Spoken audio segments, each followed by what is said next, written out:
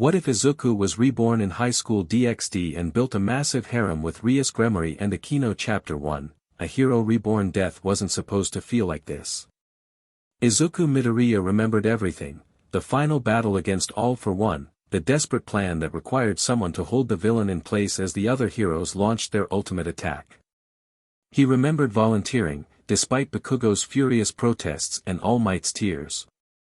He remembered the searing pain as One for All unleashed its full power through his body one last time, holding the villain still as the combined might of Japan's heroes converged on them both. Then nothing. Until now. Izuku's eyes snapped open. Sunlight filtered through unfamiliar curtains. He bolted upright, heart hammering against his ribs. This wasn't the afterlife, unless the afterlife included cheap apartment furnishings and an alarm clock reading 7:15 a.m. What the? His voice sounded the same, but when he looked down at his hands, they weren't his, or rather, they were his, but different. The scars from years of breaking his bones using One for All were gone. His body felt similar but somehow stronger, more refined. He scrambled out of bed and found a mirror on the wall. His reflection showed the same green eyes, the same freckles, but his hair was a bit longer, his face slightly more mature. He looked maybe a year or two older than he remembered being. "I died," he whispered, touching his face. "I definitely died. So what is this?" Memories that weren't his own suddenly flooded his mind, an apartment lease, school registration forms for someplace called Kuo Academy, a modest bank account. Not another person's memories, but rather information planted in his head, as if someone had set up this life for him and made sure he'd know how to navigate it. Izuku took a deep breath. Okay. Think. Hero analysis for the future, situation assessment. The familiar self-talk calmed him. I'm alive somehow. New body, new world maybe. But I remember everything. One for All, All Might, UA, the battle. His eyes welled with tears. Everyone he knew was gone, or rather, he had been taken from them. His mom, his classmates, his mentors. All might think he died a hero's death. Maybe he had. Izuku clenched his fist. No time for crying. I need to figure out what's going on. Something tingled in his right arm. A familiar sensation, but different. He focused on it, and green energy sparked around his hand, not the lightning of One for All, but something similar yet alien.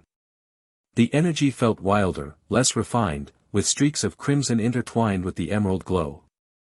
I still have power, he whispered in disbelief. But it's not exactly One for All. He experimentally flicked his finger like he used to, and a gust of wind blasted across the room, knocking over a chair. Whoa! Still got the basics, at least. The clock now reads 7:30. According to his implanted memories, he needed to be at school by 8:30. His first day at Kuo Academy. Guess I'd better get ready. He wiped his eyes. I don't know why I'm here or how, but I'm still Izuku Midoriya. I'm still going to be a hero, wherever this is. Kuo Academy loomed before him, an elegant campus that reminded him of UA, though with a distinctly different architectural style. Students streamed through the gates, chatting and laughing. Most wore the same uniform as him, though he noted the significantly higher ratio of female students. Excuse me, are you the new transfer student?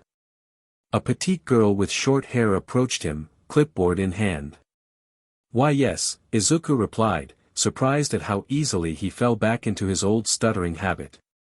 Izuku Midoriya. I'm the student council secretary, Tsubaki Shinra. She gave him a polite bow. President Shirtori asked me to show you to your classroom. As they walked through the campus, Izuku's hero instincts kicked in. He noticed subtle details, how certain students gave off different vibes than others, how some seemed to watch him with more intensity than mere curiosity warranted. And Tsubaki herself, something about her felt different, powerful. This place. He murmured. Tsubaki glanced at him. Nothing. Just admiring the architecture. Tsubaki led him to his classroom and left him at the door.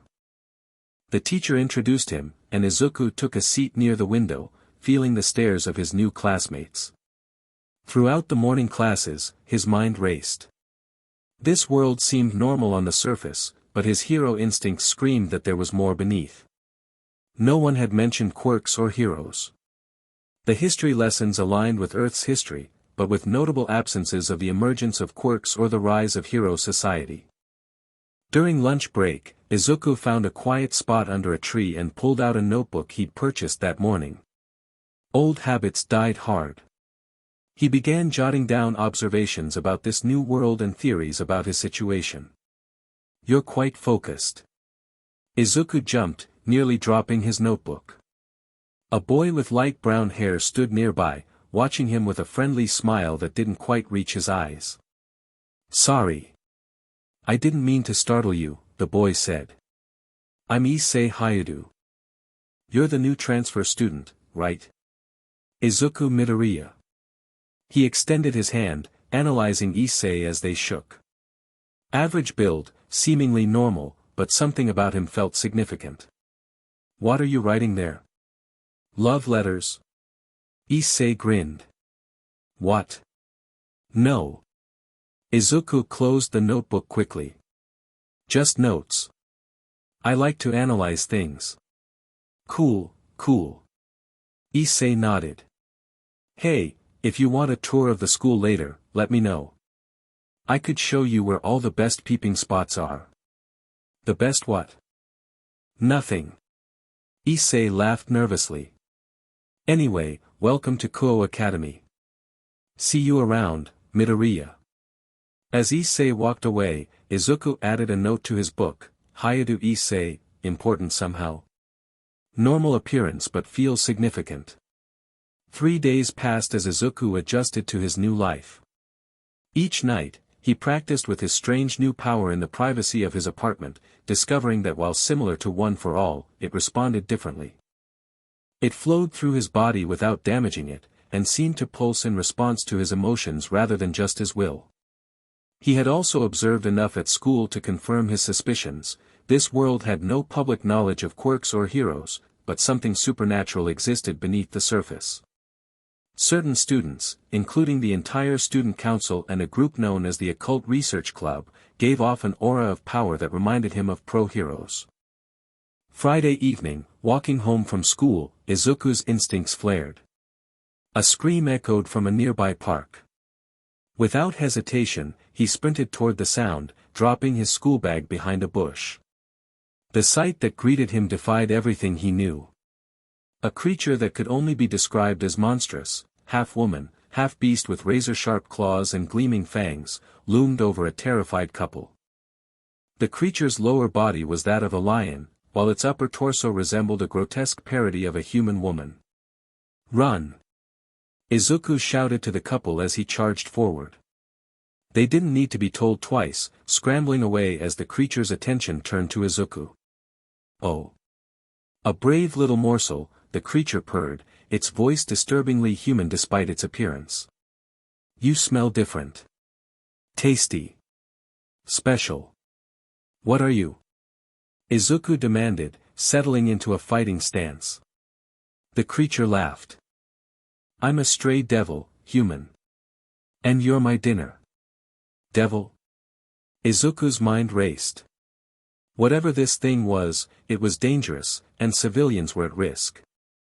The devil lunged with surprising speed, but Izuku was faster. He dodged, his body flowing with the familiar feeling of combat. The green-crimson energy surged through him as he countered with a punch to the creature's side. The blow connected with a satisfying impact, sending the devil skidding backward. Izuku felt the power flow differently than One for All ever had, more efficient, less wasteful. You're no ordinary human, the devil snarled, clutching its side. What are you? I'm asking the questions here, Izuku replied, feeling a confidence he usually only experienced in the heat of hero work. Why are you attacking innocent people? Because I'm hungry, and humans are delicious. The devil's mouth split into a grotesque grin. Especially strong ones like you. It pounced again, this time raking claws across Izuku's chest as he narrowly avoided the worst of the attack. His uniform tore, and blood seeped through the fabric. Izuku grunted in pain but focused his energy into his legs. He leaped, channeling power into his fist as he descended toward the devil. Detroit Smash. The impact created a shockwave that shattered the ground beneath them. The devil howled in pain, thrown backward into a tree that splintered from the force. Landing in a crouch, Izuku prepared for another round, but the devil didn't rise. It lay broken against the fallen tree, black blood pooling beneath it. How, a human, with such power? It gasped. Izuku approached cautiously. I don't want to kill you. Surrender and, a bolt of crimson energy suddenly struck the devil, disintegrating it into particles of light. Izuku whirled around to face the new threat. Two figures stood at the edge of the park. A young woman with long crimson hair and striking blue-green eyes, and beside her, a raven-haired beauty with violet eyes and a playful smile. Both wore Kuo Academy uniforms. My, the black-haired girl said, her voice melodic and teasing. What do we have here? A human fighting a stray devil. And winning, no less. Who are you?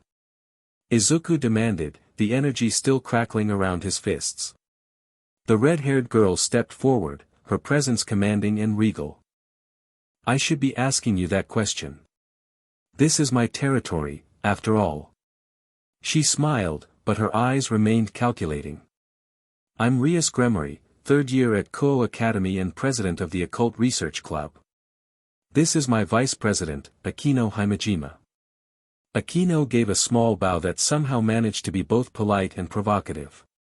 Pleasure to meet you, especially someone so interesting. Izuku Midoriya, he replied cautiously. First year. Transfer student.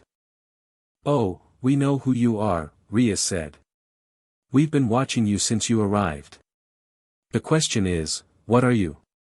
You're clearly not a normal human, but you're not a devil, angel, or fallen angel either. Izuku's mind raced. Devils? Angels? What kind of world had he landed in? I don't know what you mean, he said carefully. What was that thing? You called it a stray devil. Rias raised an elegant eyebrow. You fought it without knowing what it was? That's either very brave or very foolish. People were in danger, Izuku replied simply. I couldn't just walk away. Something in Rias's expression softened. Interesting. A hero type. She approached him, and Izuku tensed as she reached out, but she only touched his torn uniform where the devil had clawed him. You're injured.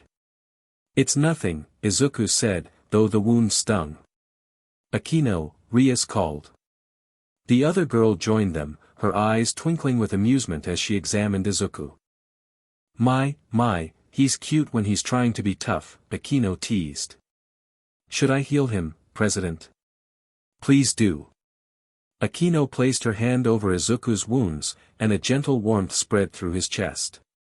To his amazement, the cuts closed before his eyes. How did you? He gasped. Magic, Akeno replied with a wink. You're quite strong for a human, Midoriya-kun. And that power you were using, it's not like anything I've seen before.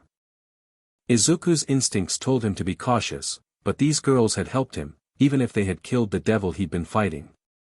It's complicated. I'm sure it is, Rias said. Why don't you come with us? We have a lot to talk about, and this isn't the place. Go with you where? To our club room, she replied. Don't worry, we won't harm you. You're far too interesting for that. Izuku weighed his options. These girls clearly knew more about this world than he did, and he needed information.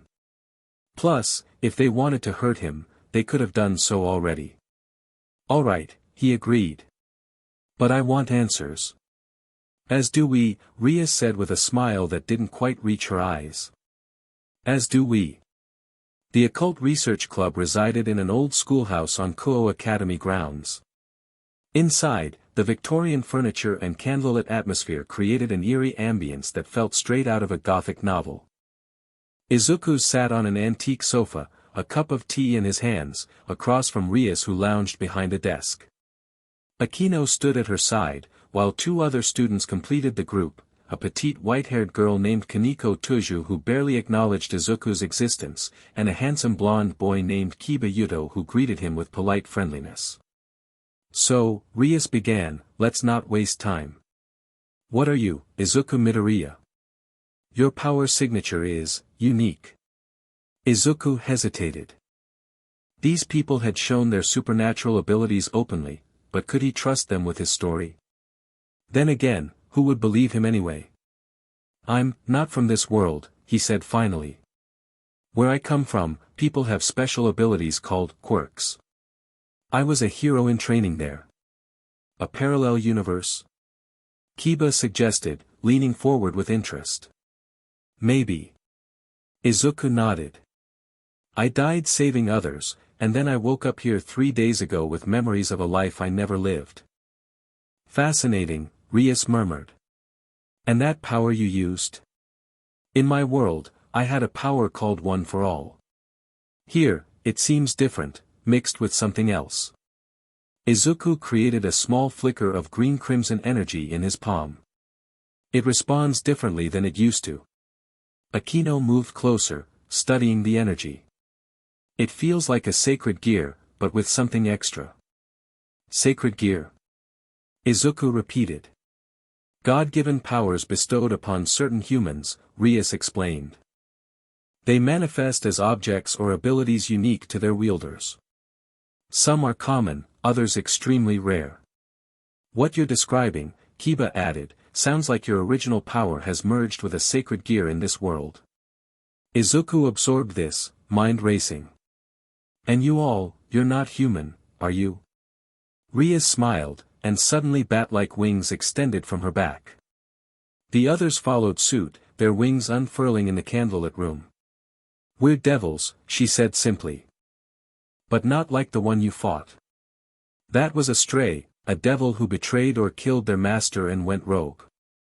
They often lose themselves to madness and bloodlust. Devils, Izuku repeated, surprisingly calm despite the revelation. After everything he'd seen as a hero, it took more than wings to shock him. And the thing about this being your territory? The town of Kuo is under my family's protection, Rias explained. We maintain the peace and deal with supernatural threats that might harm the human population. Like you were doing with that stray devil, Izuku concluded. So you're basically, supernatural heroes? Something in his comparison made Rias laugh. I suppose that's one way of looking at it, though our motivations aren't purely altruistic. What my president means, Akeno interjected with a sly smile, is that devils have their own interests and politics.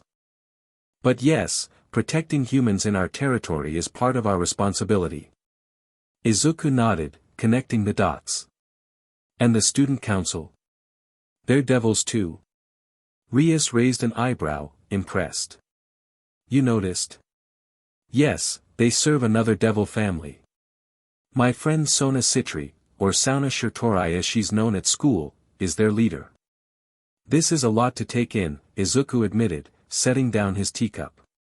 I'm sure it is, Rias agreed. But now I have a proposition for you, Izuku Midoriya. A proposition? Rias leaned forward, her blue-green eyes intense. Join my peerage, my family of devils. Become one of us. Become a devil? Izuku blinked. Is that even possible? Very possible, Rias nodded. I would reincarnate you using these. She opened a drawer and removed a small box, opening it to reveal chess pieces that glowed with an inner light. Evil pieces, we call them. Based on chess. I'm the king, Akeno is my queen, Kiba my knight, and Kaneko my rook. And I would be. That depends on your power and potential, Rias said. But given what I saw today, possibly another rook, or even a queen if Akeno wouldn't mind sharing the title. I wouldn't mind at all, Akeno purred, giving Izuku a look that made him blush furiously. I think we'd work very well together. Izuku's mind raced. Become a devil? It went against everything he believed as a hero. Or did it? These devils seemed to protect humans, maintained peace, fought monsters. They weren't so different from the pro-heroes he'd known. I need time to think about this, he said finally. It's a big decision. Of course, Rias agreed. I wouldn't want someone in my peerage who hadn't fully committed to the choice. Take all the time you need. She stood, signaling the end of the meeting. In the meantime, would you like to work with us? As an ally, not yet a member. We could use someone with your combat abilities, and it would give you a chance to see what devil work entails. Izuku stood as well. I'd like that. I still want to help people, devil or human. Something in his words made Rias smile, a genuine smile this time, warm and approving. I thought you might say that. Meet us here tomorrow evening. We have a contract to fulfill that might interest you. As Izuku left the old schoolhouse, his head spinning with new information, he couldn't help but feel that despite the strangeness of this world, he'd found a purpose again. Maybe not the same as being a pro-hero, but something meaningful nonetheless. Behind him, inside the club room, Rias turned to Akeno. What do you think? He's powerful, brave, and absolutely adorable when he blushes, Akeno replied with a giggle. I approve wholeheartedly. I meant about his power, Rias said, though a small smile played at her lips. It's unlike anything I've felt before, Akeno admitted, becoming more serious. Part sacred gear, part something else entirely. If he joins us, he could be a tremendous asset. If he joins us, Rias echoed, looking out the window as Izuku's figure disappeared into the distance. I think there's more to his story than he's telling us. Isn't there always? Akeno placed a hand on Rias's shoulder. But that's what makes it exciting, doesn't it? The next few days passed in a blur as Izuku balanced his school life with his new after-hours activities with the Occult Research Club. He joined them on patrols, helped fulfill devil contracts, which, to his surprise, were mostly mundane tasks for human clients, and learned more about this world's supernatural aspects. During one such patrol, a week after their first meeting, Izuku and Kaneko investigated reports of unusual activity in an abandoned warehouse district. You don't talk much, do you? Izuku asked as they walked through the darkened streets. Kaneko gave him a flat look. You talk enough for both of us. Izuku laughed nervously. Fair enough. Sorry if I'm annoying you with questions. Not annoying, she replied after a moment. Just unnecessary. They continued in silence until Kaneko suddenly stopped, her nose twitching. Fallen angel, she whispered. Close. Izuku tensed. He'd learned about the three factions, devils, angels, and fallen angels, and the uneasy peace between them. How many? 1. Strong. Kaneko's eyes narrowed. This way. They moved cautiously toward a decrepit warehouse. Through a broken window, Izuku spotted a man in a trench coat standing over a terrified human. Black wings extended from the man's back. What's the plan? Izuku whispered. Watch, Kaneko replied. Fallen angels are allowed in this territory if they're just passing through. If he attacks the human, we intervene. As they watched, the fallen angel produced a spear of light. Sorry, kid, the angel said to the cowering human. Nothing personal, but your sacred gear is too dangerous to leave unchecked. That's our cue, Izuku said, channeling energy through his body. Kaneko nodded, and they burst through the window simultaneously. Izuku landed in front of the human while Kaneko confronted the fallen angel. Gremory devils, the fallen angel spat. This doesn't concern you. It does when you're hunting humans in our territory, Kaneko replied flatly. The fallen angel laughed. This human possesses a dangerous sacred gear. I'm eliminating a threat. The only threat I see is you, Izuku said, helping the terrified human to his feet. Run, he whispered. Get to safety. As the human fled, the fallen angel's face contorted with rage. You'll pay for that, devil scum. I'm not a devil, Izuku corrected, sliding into a fighting stance. Not yet, anyway. The fallen angel hurled his light spear. Izuku dodged with superhuman speed, the spear embedding itself in the wall behind him. Kaneko, I'll keep him busy. Contact Rias. Izuku called, unleashing his power. The green-crimson energy exploded around him as he charged. The fallen angel created another light spear and met Izuku's charge. The clash sent shockwaves through the warehouse, shattering windows and cracking concrete. Izuku found himself evenly matched. The fallen angel was strong, but Izuku's combat training gave him an edge in technique. Not bad for a human, the fallen angel grunted, blocking a kick. But not good enough. Wings flaring, the fallen angel took to the air, raining light spears down. Izuku dodged and weaved, using his power to enhance his movements. One spear grazed his arm, burning like acid. Light is toxic to devils, the fallen angel taunted. And to devil wannabes too, it seems. Izuku grimaced through the pain. Good thing I've had worse. He channeled power into his legs and leaped, soaring toward his airborne opponent. The fallen angel's eyes widened in shock as Izuku reached his height. What the? This is for threatening an innocent person.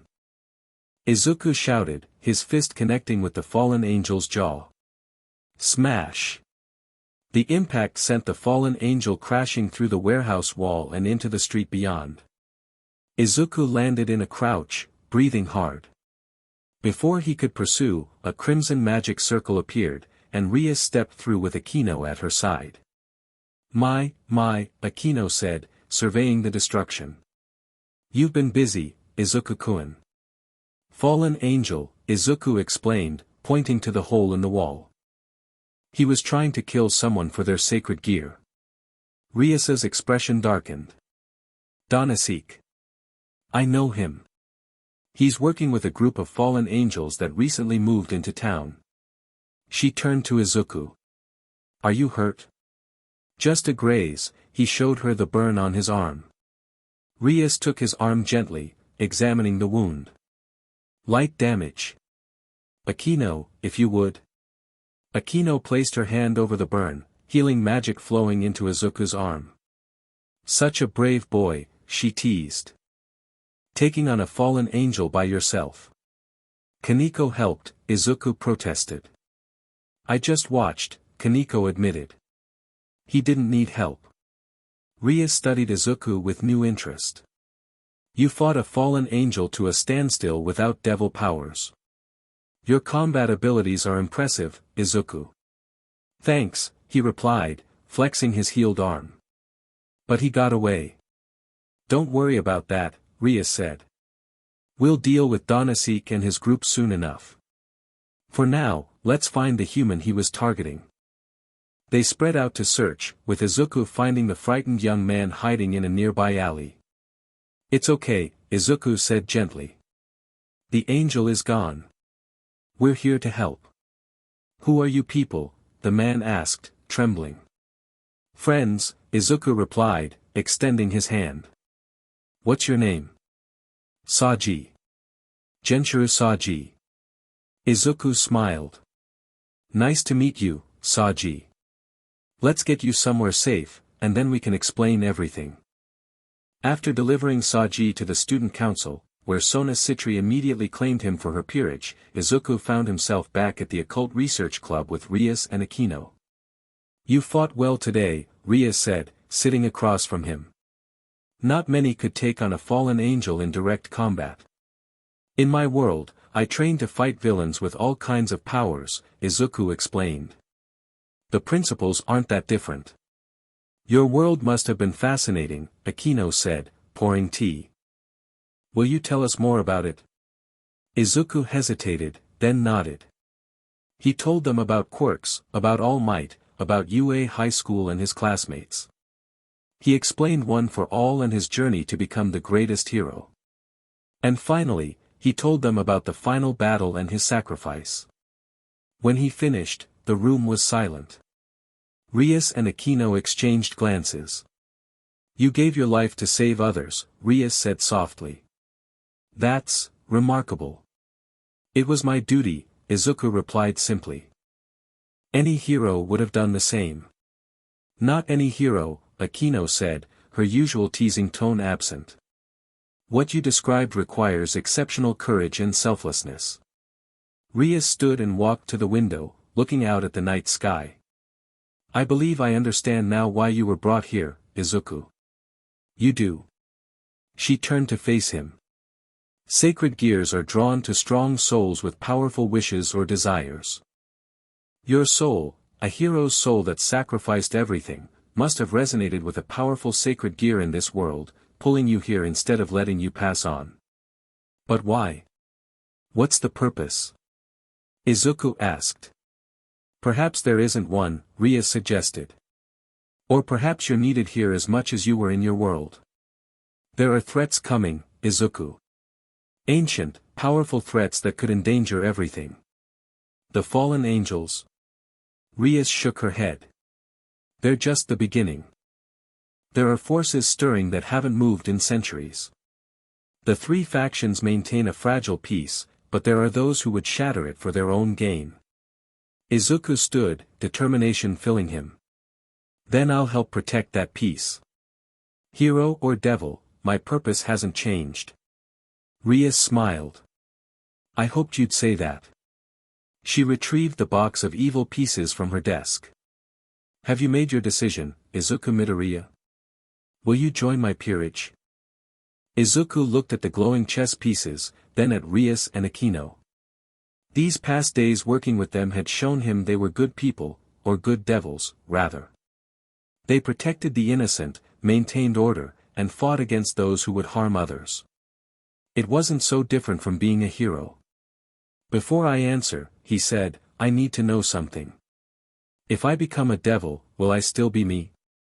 Will I still care about protecting people, about doing the right thing?"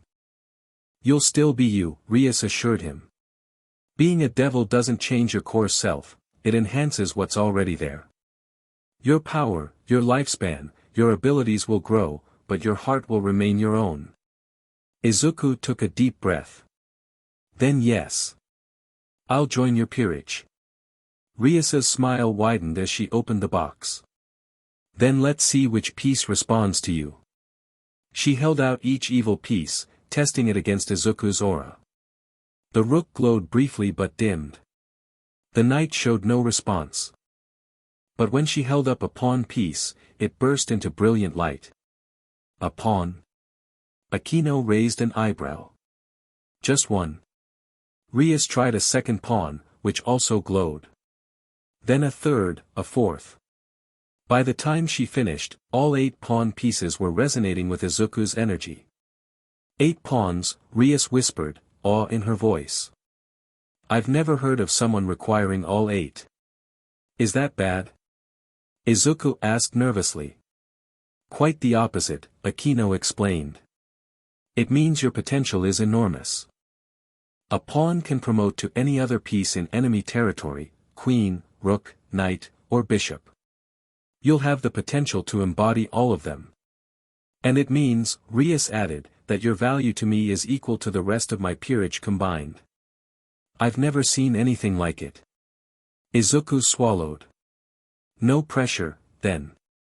Rias laughed. "Lie down, please. The reincarnation process can be intense." Izuku complied, lying on the sofa. Rias placed the 8 pawn pieces on his chest, arranging them in a circle over his heart. They began to glow, sinking into his body as Rias recited an incantation in a language Izuku didn't understand. Pain surged through him, not unbearable, but transformative. His body felt like it was being unmade and rebuilt. The green-crimson energy of his power exploded outward, filling the room with light as it merged with the devil energy flowing into him. When it finally subsided, Izuku sat up, gasping. He felt different. Stronger. More connected to the world around him. He could sense the energy flowing through everything, the building, the trees outside, Rias and Akeno. How do you feel? Rias asked, touching his face gently.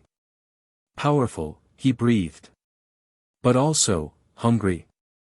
Akeno laughed. The transformation burns a lot of energy. I'll get you something to eat. As she left the room, Izuku noticed something moving behind him. He turned to find black devil wings extending from his back. They suit you, Rias said, helping him stand. Welcome to my family, Izuku Midoriya. My pawn. Izuku flexed his wings experimentally. This is going to take some getting used to. You'll have time, Rias assured him. Devils live for thousands of years. The reality of his situation hit Izuku suddenly. He wasn't just in a new world, he was a new being. A devil. With a new family, new powers, and potentially thousands of years ahead of him. I won't let you down, he promised. Whatever threats are coming, we'll face them together. Rias's smile was warm and genuine. I know we will. Now, let's get you fed before you pass out. Tomorrow, your real training begins. As Izuku followed Rias from the room, he couldn't help but think that while this wasn't the hero's path he'd imagined, perhaps it was the one he was meant for now. A second chance to protect, to save, to make a difference. And maybe, just maybe, to find happiness again along the way. Chapter 2, Devil's Bargain. Izuku woke up with a jolt, sweat beading on his forehead. The same dream again, All Might reaching for him as the combined attack of the heroes engulfed both him and All for One. His old mentor's face twisted in horror, screaming his name. Midoriya. Midoriya. Izuku sat up, wiping his face. A week had passed since becoming Rias's pawn, and the dreams hadn't stopped. Maybe they never would. Some hero, he muttered, glancing at the clock, 5:30 a.m. Leaving everyone behind. No point trying to sleep again. He rolled out of bed and changed into workout clothes. Morning training had become his routine, a way to test his new devil body's limits. Outside, the pre-dawn air felt crisp against his skin. Izuku started with a light jog that gradually accelerated until he was moving faster than any human could track. His devil-enhanced body felt amazing, stronger, quicker, more responsive than even when he had full cowling at 20%. He found a secluded spot in the park and began practicing with his sacred gear. Rias had explained that what he possessed was unprecedented, a sacred gear they'd tentatively named Hero's Legacy, that somehow contained the essence of One for All merged with devil power. Come on, Izuku whispered, focusing. The familiar green energy sparked around his fist, now permanently interwoven with crimson streaks representing his devil nature. He'd been working on control, trying to channel it precisely. He punched the air, sending a controlled shockwave that rustled leaves 50 feet away without breaking branches. Progress. Not bad, Midoriya-kun. Izuku nearly jumped out of his skin. Akeno stood nearby, watching him with an amused expression. She wore a traditional shrine maiden outfit rather than her school uniform, her long black hair tied in its usual ponytail. Akeno-senpai. I didn't sense you at all. She giggled, covering her mouth delicately. I can mask my presence when I want to. A useful skill for observing cute boys while they train. Izuku's face heated. Akeno's teasing still flustered him completely, which only encouraged her. What brings you here so early? He asked, trying to regain composure. President sent me to fetch you. We have a situation. Her playful expression faded slightly. A guest is arriving today. Someone important. Important how?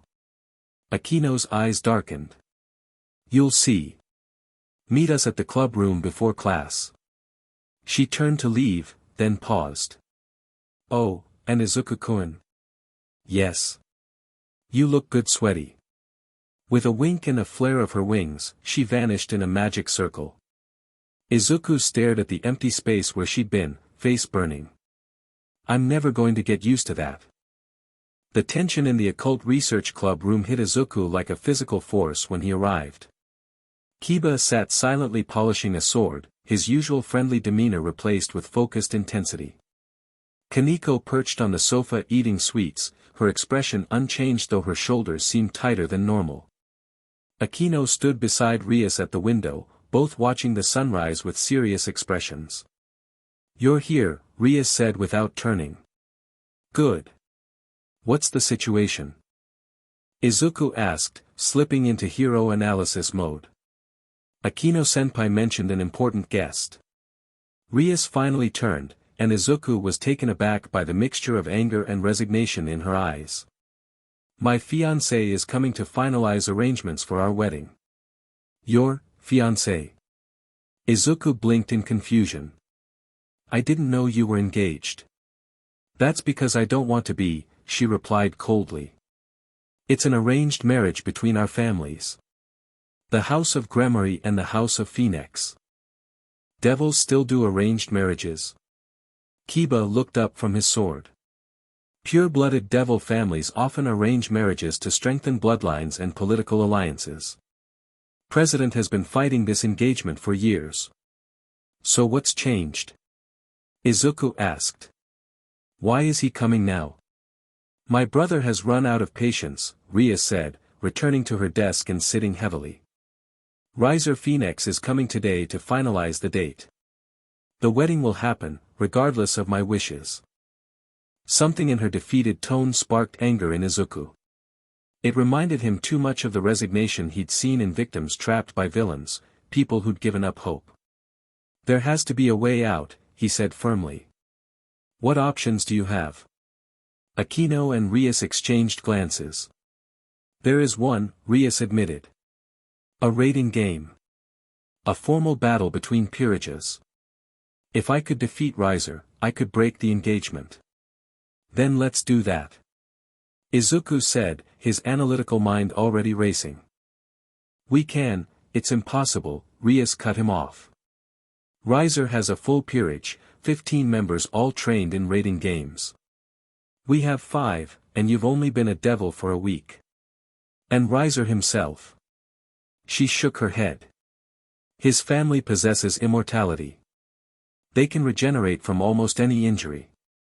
Immortality? Izuku's eyes widened. How is that possible? The Phoenix family is named after the Phoenix, Akeno explained. They can regenerate with flames. The only way to defeat them is to break their spirit or exhaust their demonic energy completely. Which has never been done to Riser, Rias added. He's undefeated in raiding games. Izuku frowned, his mind working through the problem. Undefeated doesn't mean unbeatable. Everyone has weaknesses. Such confidence from our newest member, a new voice interjected. A magic circle flared in the center of the room, bearing an unfamiliar crest, a phoenix surrounded by flames.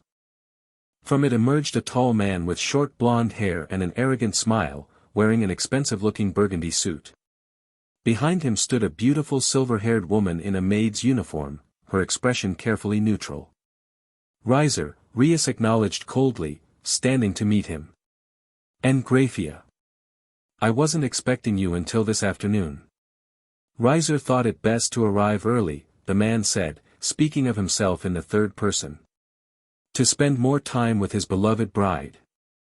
Izuku immediately disliked everything about him, the arrogant posture, the condescending smile, the way his eyes raked over Rias possessively. I've made my position clear, Rias said. I have no intention of marrying you. Riser sighed dramatically. Still so stubborn. Your brother assured Riser this childish rebellion would end soon. His eyes swept over the room, taking in each member of Rias's peerage, lingering longest on Izuku. Is this all? 4. No, 5 counting the green-haired boy. My darling, your collection is rather quaint. The dismissive tone made Izuku's blood boil. He'd known too many people like this, people who looked down on others, who thought power gave them the right to take whatever they wanted. President Rias deserves to choose her own future, Izuku said, stepping forward. Riser raised an eyebrow. And who might you be, little pawn? Izuku Midoriya. Ah, Riser sees. The new addition Grafia mentioned. He smirked. The one who supposedly required all 8 pawn pieces. Riser wonders what makes you so special. The silver-haired maid, Grafia, stepped forward. Lord Phoenix, Lady Gremory, please remember the purpose of this meeting. Of course, Riser smiled, though it didn't reach his eyes. Riser came to set a date for the ceremony. How does next month sound, my love? I've told you repeatedly, I won't marry you, Rias said, magic crackling around her hands.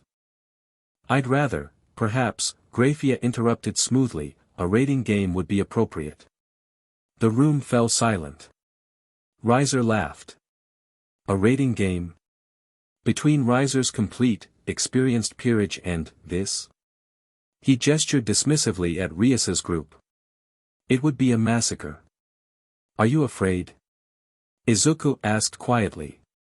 Riser's laughter cut off abruptly. What did you say, boy? I said, are you afraid? Izuku repeated, meeting the devil's gaze steadily. If you're so confident, a rating game should be no problem. Unless you're worried you might lose.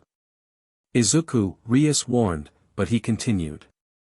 Where I come from, real strength isn't about intimidating others or forcing your will on them. It's about facing challenges head-on and proving yourself through your actions. Izuku stepped closer to Riser.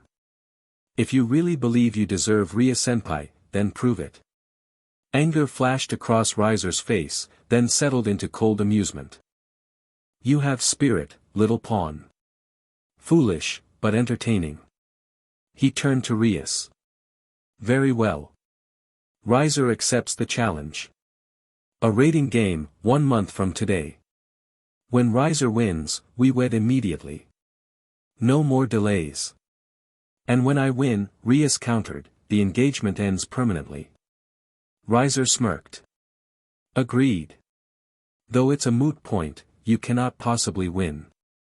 He snapped his fingers, and a new magic circle appeared, much larger than before.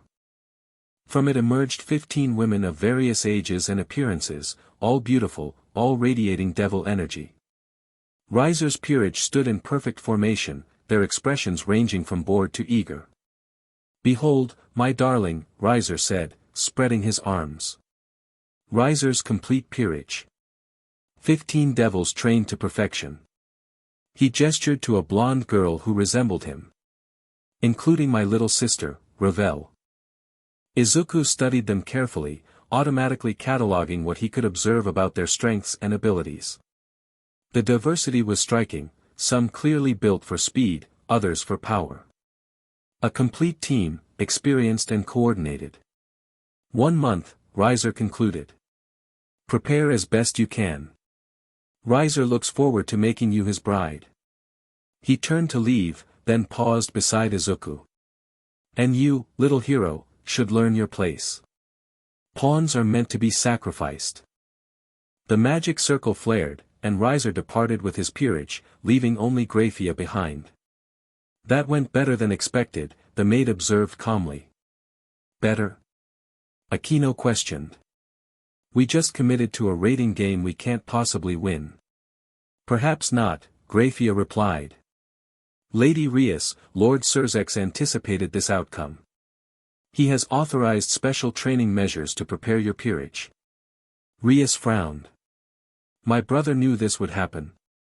He hoped for it, Grafia corrected. Lord Surzex has no desire to see you unhappy, but political necessities limited his options. A rating game, however, is a legitimate way to break the engagement. So he set this up, Rias concluded. Fine. What special measures has he authorized? A training retreat in the mountains. I will transport your peerage there this weekend. You'll have access to specialized facilities and instruction. Grafia glanced at Izuku. And your new pawn may be more valuable than Lord Phoenix realizes. With that cryptic statement, Grafia produced a small envelope.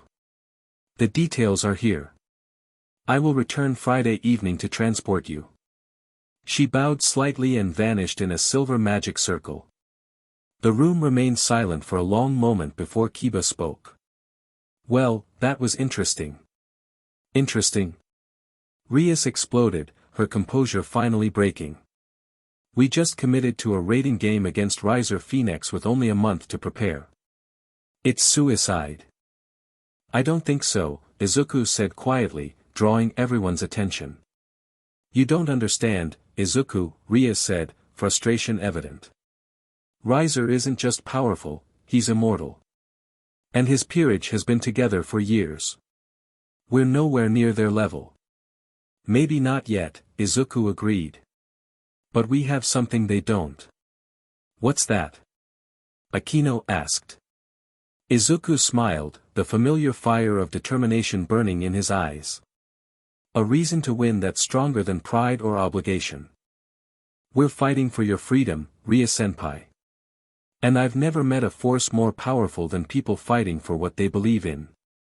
A strange expression crossed Rias's face, surprise, followed by something softer. You really believe we can win? I do, Izuku said firmly. I spent my whole life analyzing quirks and fighting styles. If you give me information about raiding games and Riser's peerage, I can develop strategies to counter them. We might be outnumbered, but we can outthink them. Kaneko spoke for the first time. Not stupid. I agree, Kiba said, a smile returning to his face. With the right strategy and a month of focused training, we have a chance. Akeno stepped to Rias's side, placing a hand on her shoulder. We were going to be forced into this eventually. Better now, with hope, than later with none. Rias looked around at her peerage, at their determined faces, at Izuku's unwavering confidence, and something shifted in her expression. All right, she said, straightening her shoulders. 1 month to prepare for the fight of our lives. She focused on Izuku. You sparked this challenge, Izuku Midoriya. Show me you can back up those words. Izuku nodded, already mentally planning training regimens and battle strategies. I won't let you down. The week leading up to their training retreat passed in a blur of activity. Between classes, club activities, and preparations, Izuku barely had time to sleep. Every spare moment was devoted to learning everything he could about raiding games, the Phoenix family, and devil combat techniques. One evening, he sat alone in the club room surrounded by books and notes, his old habit of muttering in full force as he analyzed potential strategies. If Kiba's speed can be used to draw out their knight, and Kaneko can engage their rook as a distraction, then maybe Akeno could, but that leaves their bishop free to, no, that won't work, unless. You're going to burn yourself out before training even starts. Izuku looked up, startled to find Rias watching him from the doorway. Ria-senpai. I didn't hear you come in. Clearly. She approached, examining his notes. You've been at this for days. There's so much to learn, Izuku explained. Devil abilities, the raiding game rules, Riser's peerage members. Rias sat beside him on the sofa. You know, when you challenged Riser, I thought you were being reckless. Maybe you were. But seeing you work this hard. She smiled slightly. It gives me hope. We can win this, Izuku said confidently. Riser's overconfident. He underestimates us, especially me. That's an advantage. Perhaps. Rias leaned closer, examining one of his notebooks. What's this diagram? Oh, that's an analysis of the Queen's movement patterns from Riser's last raiding game. She relies heavily on her right side for attacks, suggesting a potential weakness on her left. Rias raised an eyebrow, impressed. You deduced that from watching one match? 3 matches, actually, Izuku corrected. I cross-referenced her movements. It's subtle, but there's definitely a pattern. Remarkable, Rias murmured. In my world, we'd call this a tactician's eye. In yours? Hero analysis, Izuku said with a small smile. I spent years studying pro-heroes and villains, looking for patterns, strengths, weaknesses. Old habits die hard, I guess. Rias studied him thoughtfully. You truly were a hero there, weren't you? Not just in training. I never officially got my license, Izuku admitted. But in the end, yeah, I think I was a hero when it counted most. And now you're bringing that heroism to my fight. Rias's voice softened. Why? You barely know me. This isn't your battle. Izuku set down his pen, considering the question. When I was growing up, my hero, All Might, had a famous saying, a hero is someone who butts in when they don't need to. That's what heroes do. They help people who need it, not because they have to, but because they can. Even if those people are devils? Rias asked with a small smile. Devil, human, hero, labels don't change what's right. You deserve freedom to choose your own path. That's worth fighting for. Something flickered in Rias's eyes, a warmth, an appreciation that went beyond gratitude. She leaned forward and, to Izuku's shock, pressed a gentle kiss to his cheek. Thank you, she said softly. For caring about my freedom. Izuku's face burned bright red. It's nothing. Really. Anyone would, I mean, you're welcome. Rias laughed, a genuine, warm sound that transformed her face. You're so easy to fluster. Akeno's right, it is adorable. Akeno-senpai talks about me? Izuku asked, somehow blushing even harder. More than you'd imagine, Rias replied with a mysterious smile. She stood, smoothing her skirt. Don't stay up too late. We leave for training tomorrow, and you'll need your strength. As she reached the door, she paused. Izuku? Yes. In the devil world, those who achieve remarkable things often earn titles. If we win this raiding game. She looked back at him, her expression serious. You may well earn one of your own. The hero of Gremory has a nice ring to it, don't you think? After she left, Izuku returned to his notes with renewed determination. Hero of Gremory. It wasn't the title he'd dreamed of as a child, but perhaps it was the one he was meant to have now. Friday evening arrived, and the occult research club gathered with packed bags. Grafia appeared precisely at sunset, her expression as composed as ever. Are you prepared? She asked, surveying the group. As ready as we'll ever be, Rias replied. Grafia nodded and expanded a magic circle beneath them. The journey will take approximately 30 seconds. Please do not step outside the circle during transport. The world dissolved into crimson light, and Izuku felt the strange sensation of demonic teleportation, like being pulled apart and reassembled, not unpleasant but distinctly unusual. When the light faded, they stood before a massive traditional Japanese mansion nestled in a mountain valley, surrounded by forests and training grounds. Whoa, Izuku breathed, taking in the sight. The Gremory family vacation home, Rias explained. I haven't been here since I was a child. This way, Grafia directed, leading them toward the entrance. Your training instructor is waiting.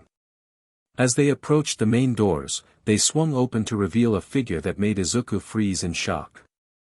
Why you're... All Might stood in the doorway. No, not All Might, but the resemblance was uncanny.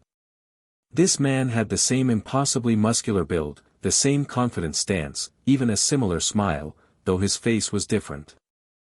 His hair was crimson rather than blonde, and his eyes glowed with devil power. Welcome, young devils, the man boomed in a voice eerily similar to All Might's. I am Surzex Lucifer, though for the next month, you may call me your trainer.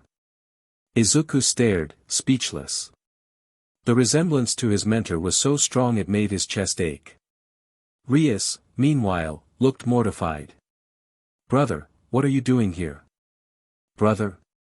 Izuku managed, finding his voice. This is your brother.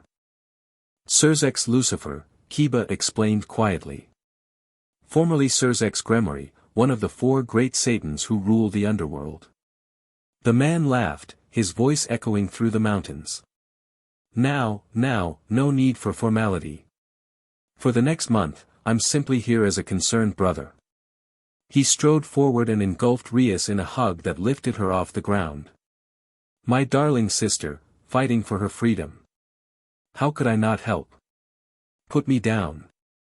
Rias protested, though Izuku noticed she didn't actually try to escape the embrace. This is embarrassing. Sirs complied, setting her down gently before turning his attention to the rest of the group. His eyes settled on Izuku with particular interest. And you must be the famous Izuku Midoriya. My little Pawnee Pawn who took all 8 pieces. He approached, studying Izuku intently. Fascinating. Your aura is unlike anything I've seen before. Not pure devil energy, but something more. It's an honor to meet you, Lucifer-sama, Izuku said, bowing deeply. Please, call me Sirs X. Or Coach. Or Supreme Trainer of Awesomeness. He struck a pose that was so reminiscent of All Might that Izuku nearly choked. I've heard much about you from my darling sister and my adorable wife. Wife? Izuku questioned, then understood as Graphia stepped forward with a sigh. Please forgive my husband's enthusiasm, she said. He's been looking forward to this. Graphia is your wife? Izuku looked between them in surprise. The love of my life. Sirs X declared, attempting to hug Graphia, who efficiently sidestepped the gesture. Lord Sirs X will oversee your training personally, she continued as if nothing had happened. I will provide support and handle logistical matters. But I thought you worked for the Gremory family? Izuku asked, confused. I serve as both the Gremory family maid and as Lord Sirs X queen, Graphia explained. It allows me to move between households and maintain certain appearances. Political necessities, Rias added with a hint of bitterness. Devils love their appearances and traditions. Speaking of which. Sirs X clapped his hands together. Let's get you all settled in. Tomorrow morning, training begins at dawn. I hope you're ready for the most intense month of your lives. Intense was an understatement. By the end of the first day, Izuku lay sprawled on the training ground, every muscle screaming in protest. Devil body or not, Sirs X training regimen was beyond brutal. I can't feel my legs, Kiba groaned nearby, looking uncharacteristically disheveled. Or my arms. Or anything, really.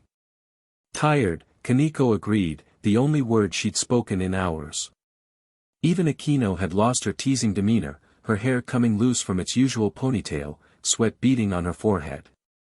I haven't used this much magic since, ever. Rias sat against a tree, breathing heavily. Brother always was a demanding teacher. Excellent work today, young devils. Sirs X approached, looking as fresh and energetic as he had that morning. A promising start. Especially you, Izuku-kun. Your adaptation to devil powers is remarkable. Thank you, sir, Izuku managed, too exhausted to feel properly flattered. Rest up tonight. Tomorrow, we focus on individual strengths. Sirs X gave them a thumbs-up reminiscent of All Might and strode away, leaving the exhausted peerage behind. Is he always like that? Izuku asked once Sirs X was out of earshot. Always, Rias confirmed. Brother has 2 modes, serious Satan and, whatever that is. He reminds me of someone, Izuku said softly. Rias glanced at him. From your world? Izuku nodded. My mentor, All Might. Same energy, similar build, even some of the same phrases. He smiled sadly. It's both comforting and painful. Rias was quiet for a moment. Perhaps it's not coincidence. The sacred gear that brought you here, maybe it shaped certain aspects of this world to be familiar to you. A comfort in a strange place. Maybe, Izuku agreed, though he wasn't sure if that made it better or worse. Anyway, Akeno interjected, pulling herself to her feet with visible effort, I'm going to soak in the hot springs before dinner. Anyone care to join me? Her eyes lingered suggestively on Izuku, who immediately turned scarlet. I think I'll rest a bit longer, he stammered. Akeno pouted playfully. Your loss, Izuku-kun, as she sauntered away, Kiba chuckled. She really enjoys teasing you. I noticed, Izuku muttered, still blushing. It's not just teasing, Rias said casually, rising to her feet. Akeno doesn't put that much effort into flustering people she doesn't genuinely like. Before Izuku could process that statement, Rias followed after Akeno, leaving him with his thoughts and a new wave of confusion. The days fell into a rhythm. Mornings were devoted to physical training, combat drills, endurance exercises, and power development. Afternoons focused on magical theory, tactical planning, and team coordination. Evenings were for recovery, strategy sessions, and individual practice. One afternoon in their second week, Surzex pulled Izuku aside for private training. Your sacred gear is unique, the Satan explained as they stood in a secluded clearing. From what Rias has told me, it contains the essence of your original power combined with devil energy. But you've barely scratched the surface of what it can do. I've been trying to replicate my old abilities, Izuku admitted. The ones I had with One for All. That's limiting you, Surzex said, suddenly serious. This isn't One for All anymore. It's something new, something more. You need to stop thinking of it as a replica and start discovering what it truly is. How do I do that? Surzex smiled. The same way you mastered your original power, I imagine. By understanding its nature and making it yours. He gestured to a large boulder. Show me your current maximum output. Izuku nodded, focusing his energy. The familiar green-crimson aura erupted around him, crackling with power. He drew back his fist and launched forward. Smash! The boulder exploded into fragments, dust billowing outward. When it cleared, a small crater remained where the rock had been. Impressive, Surzex acknowledged. But you're still thinking like a human hero. Devils have different capabilities. He stepped forward. Close your eyes. Feel the energy inside you. Not just the power, but its essence. What does it want to be? Izuku obeyed, reaching inward. The energy pulsed through him, warm and alive. As he focused, he realized it wasn't just flowing through his body like One for All had, it was resonating with the world around him, connecting to something deeper. I feel it, he whispered. It's like, it wants to create, not just destroy. That's it, Surzex encouraged. Sacred gears respond to their wielder's desires and emotions. Yours seems particularly attuned to your heroic spirit. What does a hero do, Izuku? Saves people, Izuku answered immediately. And how? By protecting them. By defeating threats. By. Izuku's eyes snapped open as understanding dawned. By inspiring others. Exactly. Surzex clapped him on the shoulder. One for All was about raw power. But Hero's legacy is about inspiration, about amplifying not just your strength, but the strength of those around you. Like a support-type ability? Izuku frowned, thinking of heroes like Ms. Joke or Present Mike, whose powers enhanced their allies or affected their enemies indirectly. Yes, but more. Surzex pointed to another boulder. Try again, but this time, don't focus on destroying the rock. Focus on inspiring the air around you to move with your will. It was a strange instruction, but Izuku tried. He channeled his energy differently, imagining not a destructive force but an inspiring one, like All Might's smile giving him courage, like Uraraka's determination, like Todoroki's revelation during their fight. The green-crimson energy spread not just around his body but outward, encompassing the air around him. When he punched, something extraordinary happened. Instead of his fist connecting with the boulder, a perfect copy of his arm formed from energy extended from his body and struck the rock. The boulder didn't just break, it disintegrated completely, turned to dust by the strange phantom limb. What was that? Izuku gasped, staring at his hand in shock. Surzex grinned triumphantly. That, young Midoriya, is the true nature of Hero's legacy. You don't just use power, you inspire it to take form. To become whatever you need it to be. Like, creation magic. Similar, but distinct. Creation magic forms objects from demonic energy.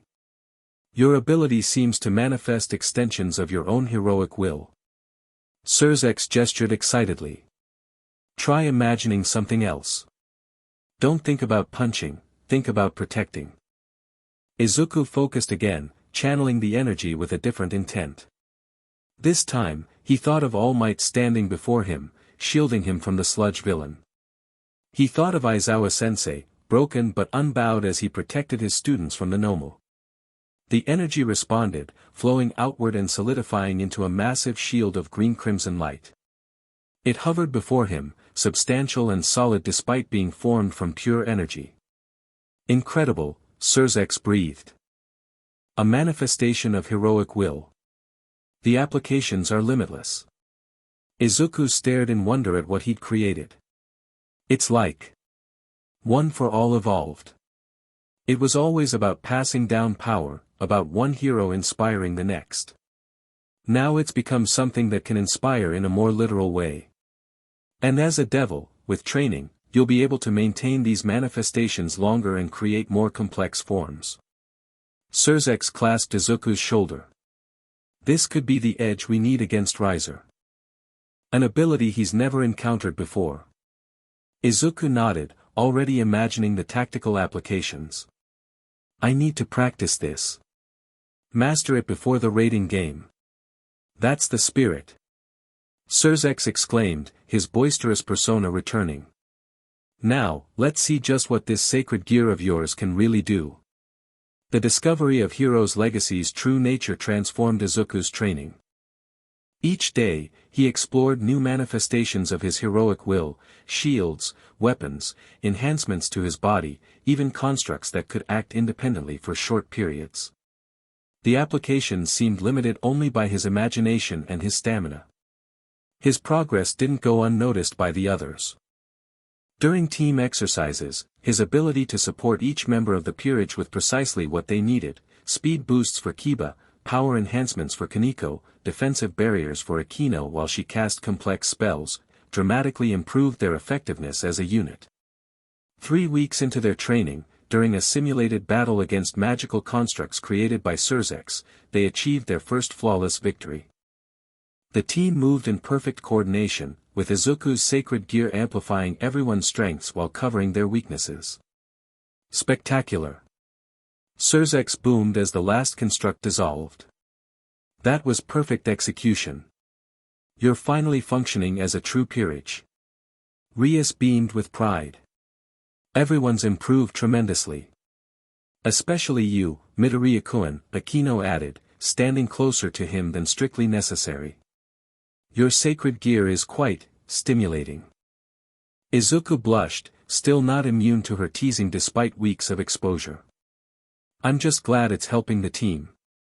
More than helping, Kiba said, sheathing his sword. It's transforming how we fight. With your support, my speed increases by nearly 30%. And my punches hit harder, Kaneko added, which from her was high praise. Rias approached Izuku, her expression serious. You've exceeded all expectations, Izuku.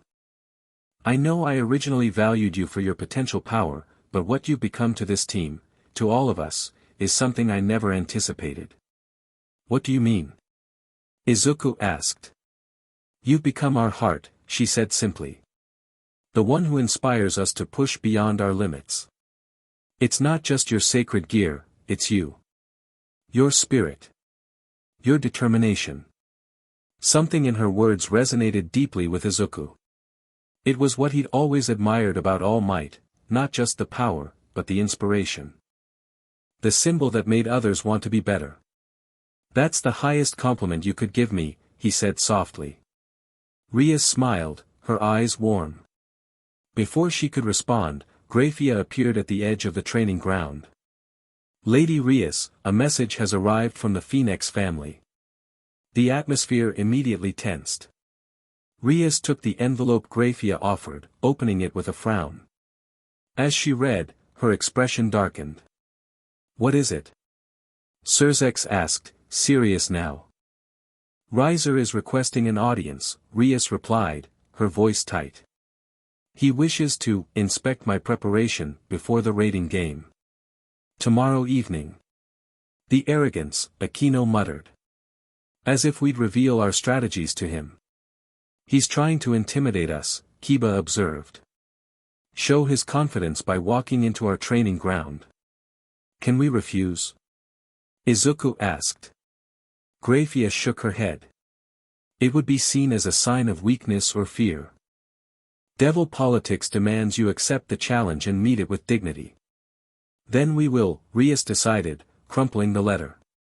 But on our terms. We'll show him exactly enough to make him underestimate us, nothing more. Surzex nodded approvingly. A wise approach. And it gives us an opportunity to assess his current state as well. Riser's arrogance might work against him, Izuku mused. If he sees what he expects to see, he won't prepare for what we can really do. Precisely, Rias agreed. Izuku, I want you to hold back during his visit. Show only the basics of your power, nothing of your true capabilities. Izuku nodded. I understand. Make him think I'm just a novice with unusual potential. Everyone else, same strategy. Competent but not extraordinary. Let him believe his assessment of us from our first meeting remains accurate. As the group dispersed to prepare for the next day's visit, Izuku remained behind with Rias. The setting sun cast long shadows across the training ground. Are you worried? He asked quietly. Rias considered the question. Not about the visit. About the raiding game. She sighed. Yes and no. We've improved tremendously, but Riser's peerage has years of experience. And his immortality remains our biggest obstacle. We'll find a way, Izuku assured her. No ability is truly unbeatable. Even regeneration must have limits. Your confidence never wavers, does it? Rias asked with a small smile. It wavers all the time, Izuku admitted. But I've learned that showing doubt doesn't help in situations like this. Sometimes you have to be the one who believes, even when it seems impossible. Another lesson from All Might? Izuku nodded. He always smiled, even in the worst situations.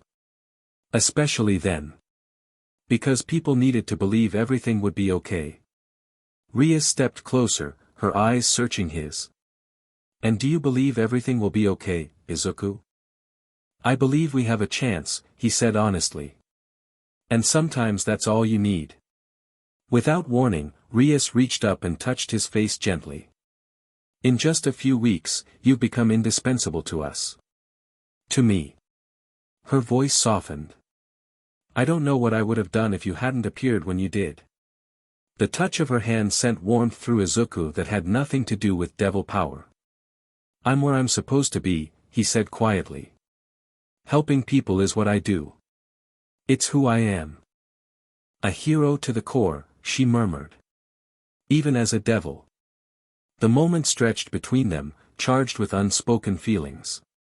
Then, gently, Rias leaned forward and pressed her lips to his.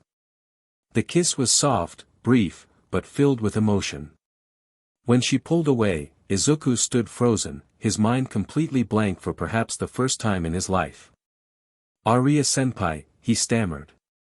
Just Rias, she corrected with a small smile.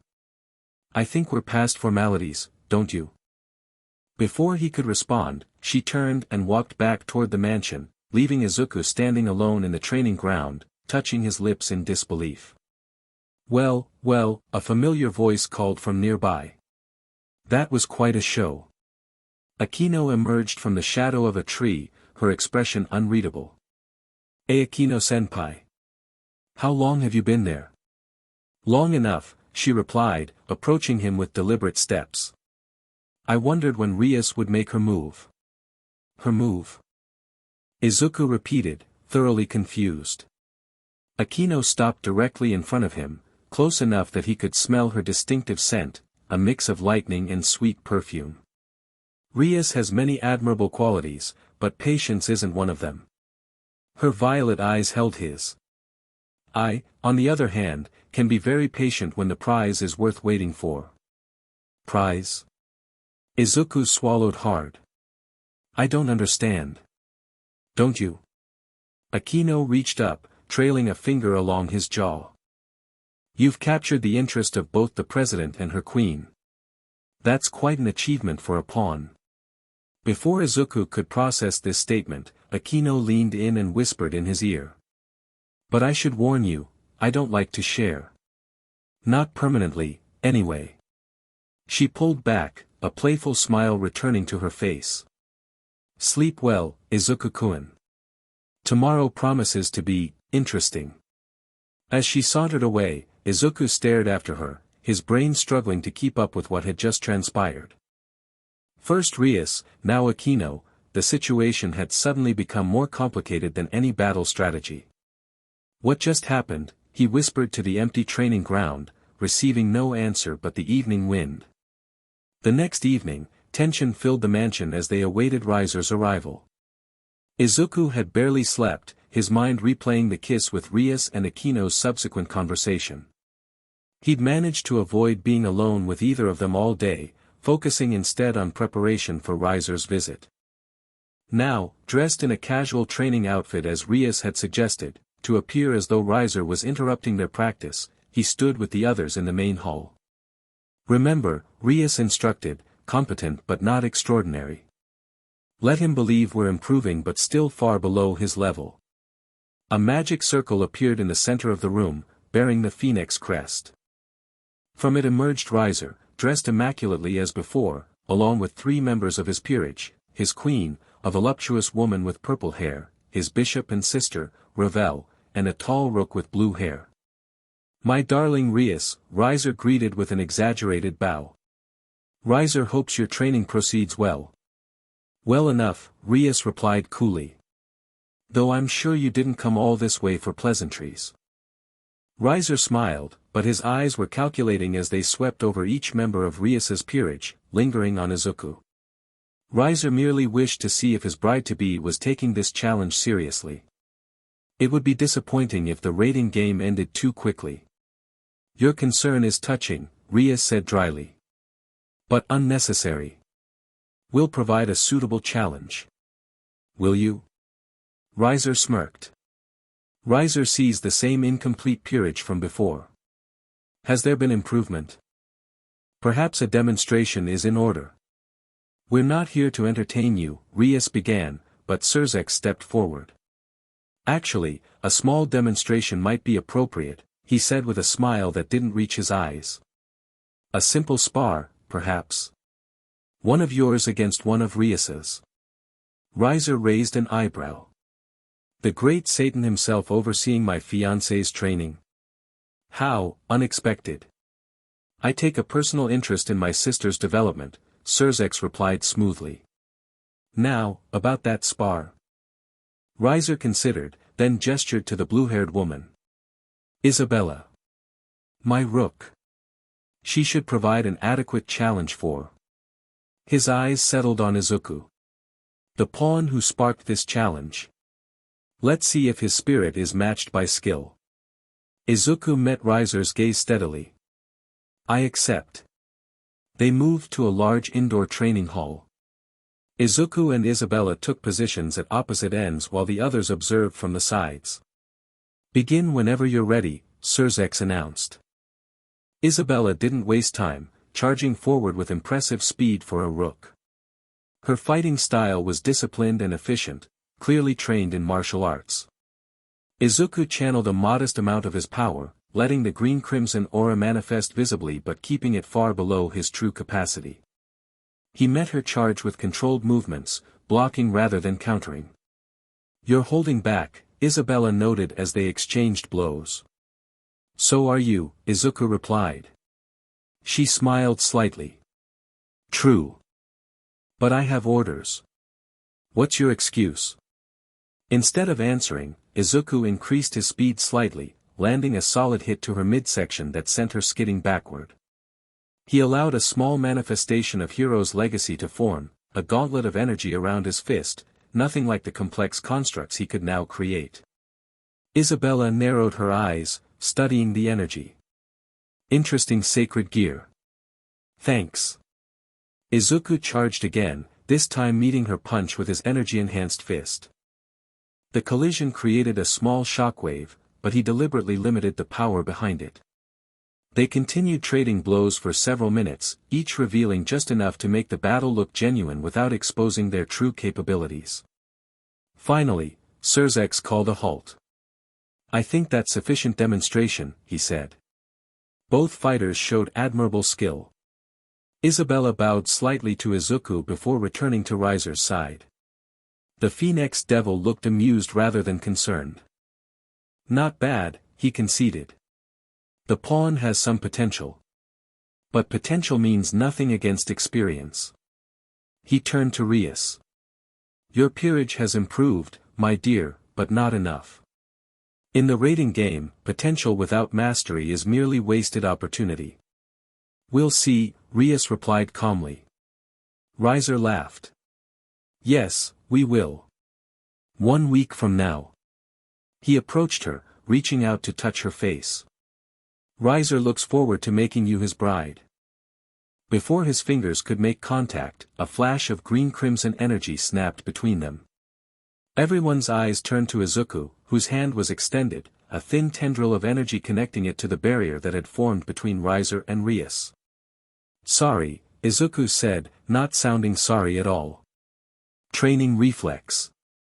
The room fell silent. Riser's expression darkened momentarily before shifting to amusement. "Your pawn is quite protective, Rias. Admirable, if misguided." He withdrew his hand. 1 week, my darling. Then all this defiance ends." With a final smirk, Riser and his peerage vanished in a magic circle.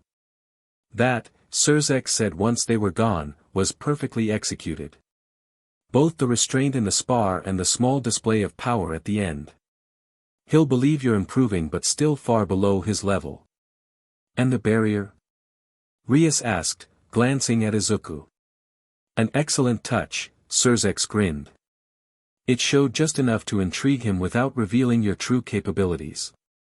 And it reinforced his perception of Izuku as brave but inexperienced, acting on emotion rather than strategy." Izuku rubbed the back of his neck. "It wasn't entirely planned. I just didn't like the way he was about to touch you without permission." "My hero," Rias said with a smile that made Izuku's face heat up. "How sweet," Akeno added, though her expression held a hint of challenge as she glanced between them. Surzex clapped his hands together. "Now, with that out of the way, we have 1 week left for final preparations. Tomorrow, we begin simulation battles using constructs that replicate Riser's entire peerage based on what we know of their abilities." As the group dispersed to rest before the next day's training, Izuku found himself cornered by Kiba in the hallway. "Something's different," the knight observed. "Between you, the president, and Akeno-san." "What?" "No. Nothing's different." Izuku protested too quickly. Kiba raised an eyebrow. "I'm not blind, Izuku. The way they look at you, the way you blush every time either of them gets near you." He smiled knowingly. "You've managed to attract the attention of 2 of the most desirable devils in the young generation. Impressive." "It's not like that," Izuku insisted weakly. "We're just teammates." "Teammates," Kiba repeated skeptically. "Of course." He placed a hand on Izuku's shoulder. "Just be careful." Rias and Akeno are both wonderful, but they're also powerful devils with strong personalities. And they've been best friends for years. What are you saying? I'm saying that whatever's developing between you three, make sure it doesn't affect our teamwork. Kiba's expression grew serious. We have a rating game to win, and we need everyone focused. I know, Izuku assured him. Defeating Riser is the priority. Everything else can wait. Kiba studied him for a moment, then nodded, apparently satisfied. Good. Because whatever happens with Rias and Akeno. He smiled. I have a feeling it's going to be complicated.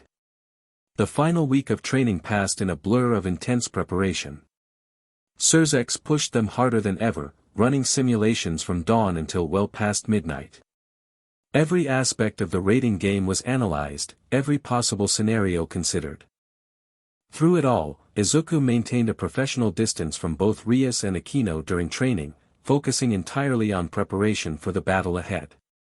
If they were disappointed by his apparent retreat, neither showed it, both women matching his professionalism with their own.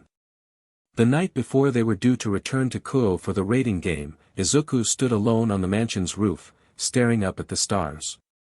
So different from the constellations of his world, yet beautiful in their own right. Can't sleep. He turned to find Rias approaching, wrapped in a simple robe against the night chill. Too much energy, he admitted. Too many thoughts. She joined him at the railing. About tomorrow? Partly. He hesitated. Rias, about what happened before, you don't need to explain, she interrupted gently. I understand.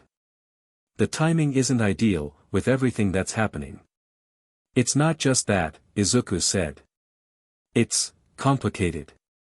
Rias smiled slightly. Because of Akeno. Izuku's surprised expression made her laugh softly. Did you think I didn't know how she feels? Akeno is my best friend. We've rarely kept secrets from each other. Rias looked up at the stars. Including how we both feel about you. Both? Izuku repeated, his voice cracking slightly. Is it really so surprising? Rias asked. You arrived in our world, immediately risked yourself to save others, then challenged a powerful devil for my freedom without hesitation. You're brilliant, kind, and absurdly powerful. What's not to be attracted to? But I'm just, if you say, just a pawn, I might push you off this roof, Rias warned, though her eyes were teasing. You've never been, just anything, Izuku Midoriya. He fell silent, uncertain how to respond. Devils view relationships differently than humans, Rias continued after a moment. Particularly pure-blooded devils from old families. Monogamy is respected but not always expected, especially for powerful devils. You're saying. I'm saying that Akeno and I have discussed the situation. Rias met his eyes directly. And we've agreed that after the rating game, regardless of the outcome, you'll have a decision to make. A decision? About us. About what you want. Her expression softened. But not tonight. Tonight, we focus on what's important, winning tomorrow. Before Izuku could respond, the roof access door opened again, and Akeno emerged. I thought I'd find you both up here, she said, joining them at the railing. Plotting strategy for tomorrow? Something like that, Rias replied with a small smile. Akeno looked between them, then settled her gaze on Izuku. Whatever happens tomorrow, I want you to know that you've changed all of us, Izuku-kun. Before you arrived, we were a peerage, but now we're something more. A family, Rias finished. A real one. The word hit Izuku harder than he expected. Family. He'd lost his when he came to this world, his mother, his classmates, all might. But here, somehow, he'd found a new one. I won't let you down, he promised, his voice thick with emotion. Either of you. Any of you. We know, Akeno said, briefly resting her head on his shoulder. That's why we love you. The casual declaration made Izuku freeze, but before he could stammer a response, Rias spoke. We should rest. Tomorrow will test all of us. Akeno nodded. One last night of peace before the battle. As the three of them returned inside, Izuku felt a strange calm settle over him. Whatever happened tomorrow, whatever choices awaited him afterward, in this moment, he knew exactly where he belonged and what he was fighting for. Not just for Rias's freedom, but for all of them. For this unexpected family he'd found in a world not his own. The morning of the raiding game dawned clear and bright. The Occult Research Club gathered in the mansion's main hall, dressed in their school uniforms as tradition dictated for raiding games. Surzek stood before them, his usual exuberance replaced with calm authority. The time has come. You've trained harder and improved more in 1 month than most peerages do in years. I'm proud of each of you. Thank you, brother, Rias said formally. For everything. Surzek nodded, then turned to address them all. A raiding game is as much about strategy as it is about power. Remember your training, stick to the plan, and adapt when necessary. His eyes settled on Izuku. And never forget what you're fighting for. Grafia stepped forward, a magic circle expanding beneath her. It's time. The raiding game will take place in a replica of Kuo Academy. Both teams will start at opposite ends of the campus. The rules are standard, defeat the king or eliminate all opposing pieces to win. As the transportation circle expanded to include them all, Izuku felt a hand slip into his. Rias stood beside him, her expression resolute. Thank you, she said quietly, for giving us hope. Before he could respond, the magic circle flared, and the world dissolved around them. When it reformed, they stood in the Occult Research Club room, or rather, a perfect replica of it within the raiding game dimension.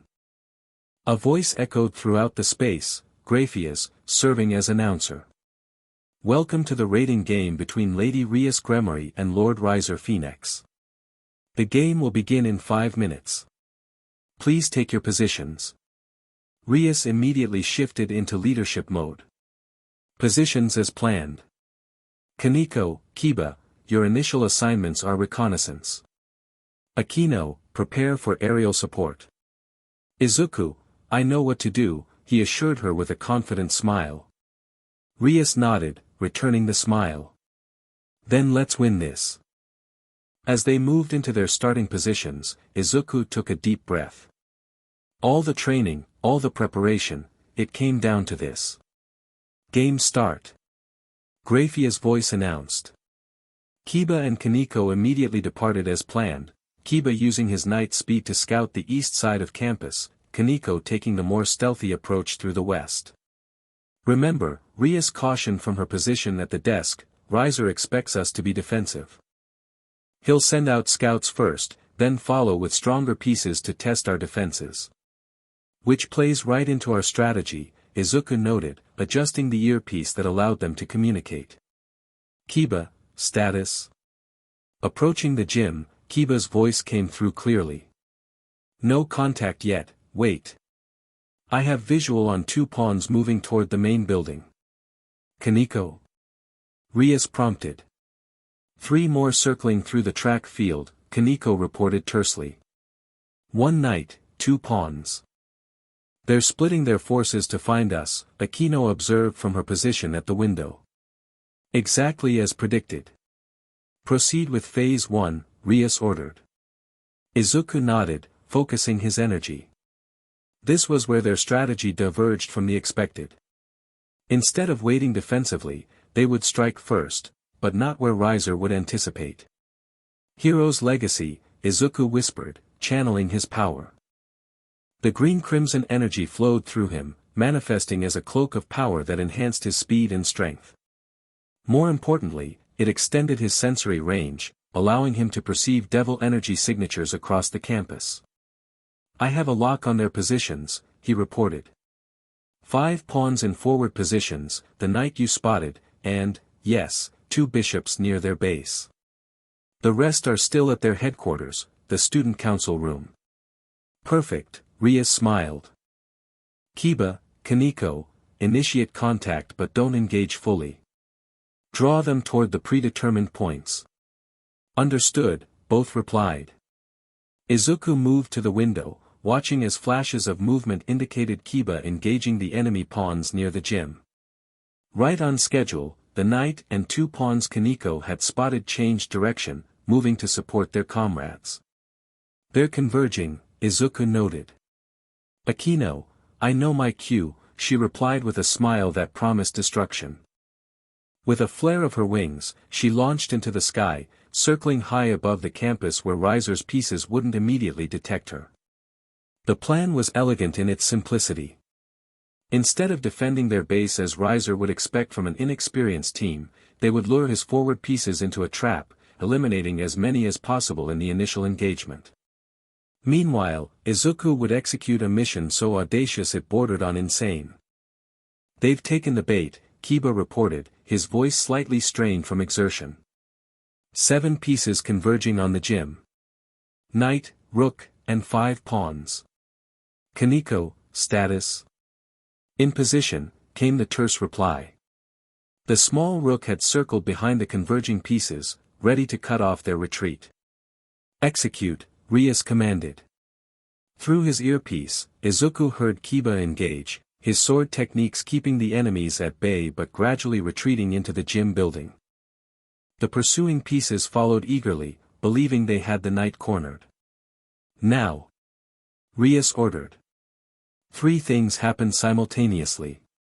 Kiba suddenly reversed direction, attacking with full speed and power, catching the lead pawns off guard. Kaneko crashed through a wall, cutting off the retreat of the remaining pieces. And above, Akeno unleashed a devastating lightning attack that shattered the gym's roof, raining destruction on the enemies within. Riser's pawns eliminated, Graphia's voice announced. Riser's rook eliminated. Riser's knight eliminated. 7 pieces in one stroke. The first phase of their plan had worked perfectly. Izuku, you're clear, Rias said. Execute phase 2.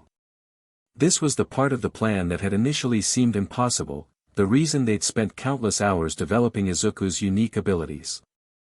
While Akeno, Kiba, and Kaneko had created a massive distraction, Izuku would attempt something no one would expect. A direct assault on Riser himself. Using Hero's legacy, Izuku enveloped himself in energy that bent light around his body, not true invisibility but a camouflage effect that made him difficult to detect.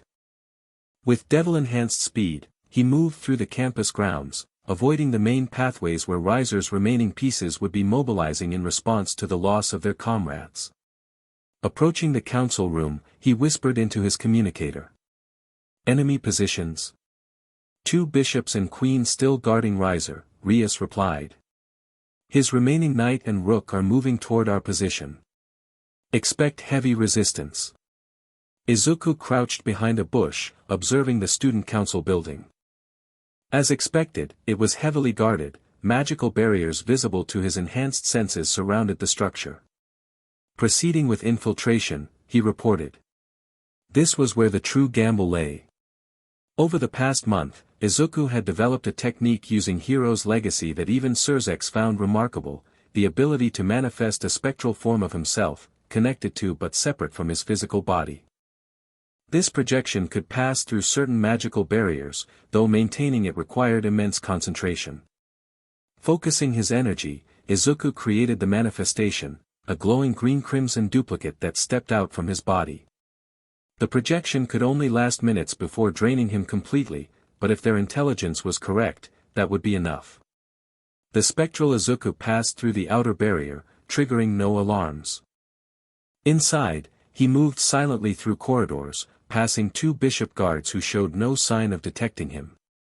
Finally, he reached the council room itself, where Riser sat confidently on what was normally Sona Citri's chair, his queen standing vigilantly nearby. Foolish distraction, Riser was saying. Sacrificing so many pieces for a minor victory. Rias has learned nothing. Through his projection, Izuku smiled. Riser had misinterpreted their strategy exactly as they'd hoped. He thought the gym attack was the main offensive, not a distraction. The spectral form moved into position, directly behind Riser's queen. Then, with a burst of concentrated energy, it became solid, just for an instant, just long enough to deliver a devastating chop to the queen's neck, targeting a pressure point Kaneko had taught him. The queen collapsed without a sound, unconscious before she hit the floor. What? Riser leapt to his feet, flames erupting around his body as he spun to face the threat. Too late. The projection had already dissipated, its energy returning to Izuku's physical form outside. But the damage was done. Riser's queen has been eliminated, Graphia announced, shock evident even in her neutral tone. Outside, Izuku released the camouflage technique and sprinted away from the building, conserving his remaining energy. Phase 2 complete, and more successful than they'd dared hope. Fall back to base, Rias ordered through the communicator. Riser will be furious. He'll come for us directly now. That was the plan. Eliminate enough pieces to force Riser into personal combat, then use their full team against him.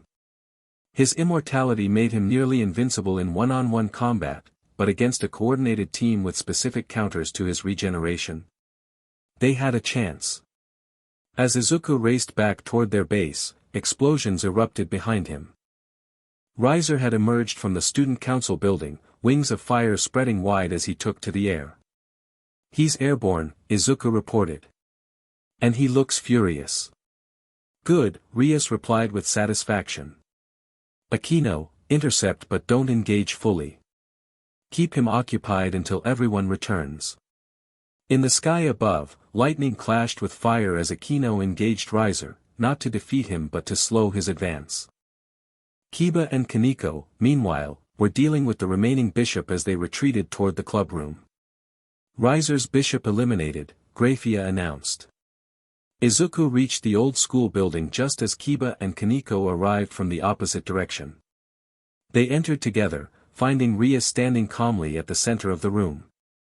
Well done, everyone, she said, genuine pride in her voice. 9 pieces eliminated, including his queen. Riser has only his sister Ravel and himself remaining. He's breaking off from Akeno, Izuku reported, sensing the energy signatures. Heading this way with his remaining bishop. Let them come, Rias replied. This is where we make our stand. The 4 of them took positions around the room, Rias at the center, Kiba near the door, Kaneko by the window, and Izuku slightly behind Rias. Outside, the sound of Akeno's return heralded the completion of their team. The wall exploded inward as Riser crashed through, wreathed in flames and radiating fury. Behind him floated his sister Ravel, looking considerably more concerned than her brother. Rias! Riser roared. This trickery ends now. It's not trickery, Riser, Rias replied calmly. It's strategy. Something you might have considered if you weren't so convinced of your own invincibility. Riser's eyes narrowed, then settled on Izuku. You. The pawn. That was your doing with my queen, wasn't it? Izuku met his gaze steadily. Your queen is formidable. It seemed wisest to remove her from the equation early. Clever, Riser admitted, his rage cooling to something more calculated. But ultimately futile. You've exhausted yourselves with these tactics, while I... Flames regenerated a small wound on his arm from Akeno's lightning. I am untouched. Are you? Rias challenged. Let's test that theory. Everyone, Formation Alpha. It was the signal they'd prepared for. Instantly, the peerage moved in perfect coordination. Kiba blurred forward, his holy eraser sword, specifically effective against fire, slashing at Riser's defenses. Kaneko flanked from the side, her rook strength targeting Ravel to separate her from her brother. Akeno descended from above, holy lightning, her most damaging attribute, raining down. And Izuku channeled Hero's legacy into its most powerful form yet. The green-crimson energy exploded around him, taking shape as a massive armored figure that surrounded his body, a manifestation inspired by All Might's form, enhanced by the heroic will of devils. Through this energy construct, Izuku's strength and speed multiplied exponentially. Riser's eyes widened in shock at the display of power so different from what Izuku had shown during their practice match. "What is this?" "The power of heroes," Izuku replied, his voice resonating through the energy construct. "Something even immortality can't overcome." The battle that followed was unlike anything the raiding game dimension had seen before. Riser fought with the desperation of someone who had never considered defeat a possibility, his regeneration keeping him in the fight despite devastating attacks from all sides. Ravel fell quickly to Kaniko's overwhelming strength, eliminated from the game. But Riser proved why he was undefeated, his flames growing hotter and more intense with each attack, his regeneration keeping pace with their assaults. "This isn't working," Kiba grunted, falling back after a particularly vicious counterattack. "His regeneration is too fast. He's using more energy than anticipated," Rias observed. "But still not enough. We need to push him further." Izuku analyzed the situation rapidly. Riser's regeneration wasn't instantaneous, it took energy, and that energy had to have limits. But at their current rate, they would exhaust themselves before pushing him to that threshold. "Unless..." "I have an idea," Izuku said. "But it's risky." Rias glanced at him. "What do you need?" "Time. And a direct shot at his core." Izuku began channeling his energy differently, drawing from the deepest reserves of Hero's legacy. "I can create a manifestation that might overwhelm his regeneration, but I'll be vulnerable while preparing it." "We'll give you your shot," Rias promised. "Everyone, full assault pattern." The intensity of the battle increased as Rias, Akeno, Kiba, and Kaniko launched synchronized attacks from all directions, forcing Riser to constantly regenerate multiple wounds simultaneously. His flames burned white-hot with anger and exertion, but Izuku could see the pattern, each regeneration took slightly longer than the last. The immortal devil was approaching his limits. Meanwhile, Izuku poured everything into one final technique, something he developed but never fully implemented during training. The manifestation of not just his own heroic will, but the accumulated will of the heroes who had wielded one for all before him. The vestiges of his former power took shape within Hero's legacy, shadowy forms that merged with the green-crimson energy, each adding their unique strength to the manifestation. 8 figures in total, representing the 8 previous wielders of One for All, now transformed into a single devastating attack. "Now!" Izuku shouted when the technique was ready. The others immediately disengaged, creating a clear path between Izuku and Riser. Before the confused devil could react, Izuku launched forward, the combined power of Hero's legacy and the vestiges propelling him with unprecedented speed. "This is for Rias's freedom," Izuku declared as he struck. Legacy smash. The impact was cataclysmic. The energy construct around Izuku's fist carried not just his own power but the accumulated will of generations of heroes, concentrated into a single point that struck Riser directly in his core, the center of his demonic energy and the source of his regeneration. For a moment, time seemed to stand still. Then Riser's eyes widened in shock as his regeneration failed to activate. The power of Hero's legacy had temporarily sealed his immortality, leaving him vulnerable. "Impossible," he whispered. Rias stepped forward, crimson destruction energy gathering in her palm. "It's over, Riser. Yield." For a long moment, the proud devil seemed unable to comprehend what had happened. Then, slowly, he sank to his knees. "I yield," he managed, his voice barely audible. "Riser Phoenix has surrendered," Graphia announced. "The winner is Rias Gremory." The raiding game dimension began to dissolve around them as the announcement echoed. Izuku, his energy completely depleted from the final attack, collapsed to one knee, breathing heavily. The construct dissipated, leaving him in his normal form once more. Warm hands caught him before he could fall further. Rias and Akeno knelt on either side, supporting him. "You did it," Rias whispered, tears of joy and relief in her eyes. You actually did it. We did it, Izuku corrected weakly. All of us. Rest now, hero, Akeno said softly, brushing hair from his forehead. You've earned it. As consciousness faded, Izuku heard Kiba and Kaneko approaching, felt their presence completing the circle around him. His new family.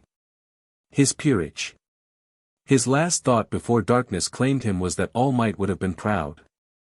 Chapter 3, Flames of Resolve. Izuku opened his eyes to an unfamiliar ceiling and the soft beeping of medical equipment. His body felt heavy, like he'd gone 10 rounds with All Might. Memories flooded back, the raiding game, the final confrontation with Riser, channeling the vestiges through Hero's legacy. He's awake. A familiar voice, Kiba's, came from somewhere to his right.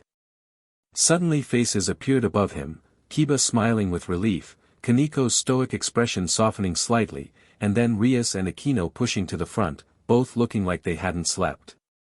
About time, Rias said, trying to sound stern but failing as her voice cracked with emotion. 3 days is a long nap, even for someone who used as much power as you did. 3 days. Izuku tried to sit up but immediately regretted it as pain shot through his body. Easy, Akeno gently pushed him back down. You exhausted your demonic energy completely. Even for a devil, that's dangerous. Izuku's eyes widened. The raiding game, did we really win? Kiba finished with a grin. Absolutely demolished Riser Phoenix and his supposedly unbeatable peerage. You broke his immortality, Kaneko added, genuine respect in her normally flat tone. Impressive. Not broke, Izuku corrected weakly. Just, temporarily overwhelmed it. His regeneration couldn't keep up with the damage from that final attack. Whatever you want to call it, Rias said, taking his hand, you did what was thought impossible. The engagement is officially cancelled, and my brother is ensuring it stays that way. Relief washed over Izuku, followed by confusion as he looked around. Where am I? The Gremory family's private medical facility, Akeno explained. In the underworld. The underworld? Izuku tried again to sit up, this time more successfully as Akeno helped him. I'm in actual hell. Rias laughed. Not the human concept of hell. The underworld is just what we call our realm, it's quite pleasant, actually. Now that he was upright, Izuku could see through a large window across the room. Outside stretched a landscape of impossible beauty, crimson skies over crystal-clear lakes, floating islands covered in lush forests, and in the distance, elegant spires rising from what appeared to be a massive city. Wow, he breathed. Welcome to my home, Rias said with a proud smile. Before Izuku could respond, the door to the room opened, and Surzek strode in, his powerful presence filling the space. Behind him followed Grafia, as composed as ever, and a woman who resembled an older version of Rias, same crimson hair, same striking features, but with an added air of elegant maturity. The conquering hero awakens. Surzek boomed, his voice as enthusiastic as ever. How do you feel, young Midoriya? Like I got hit by a truck, Izuku admitted. But better than expected. Excellent. Surzek clapped his hands together. You had us worried. That final technique of yours, most impressive, but extremely dangerous. You might have died if Grafia hadn't immediately begun treatment.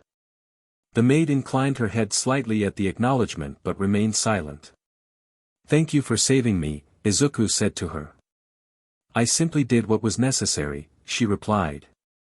Though I must admit, your power is unlike anything I've encountered in all my years of service. The woman standing beside Surzek stepped forward, studying Izuku with open curiosity.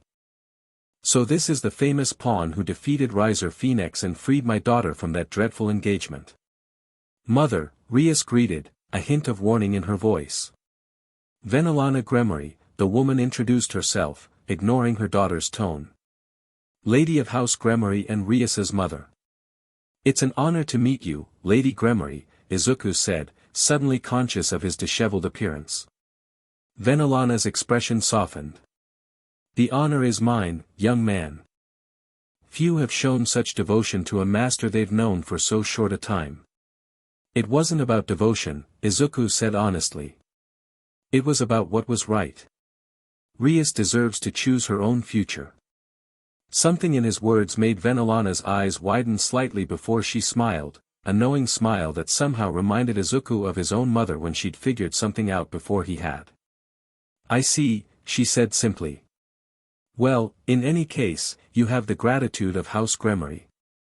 Once you've recovered, we'll be hosting a celebration in honor of Rias's victory. A party? Izuku blinked. Not just any party, Surzex explained.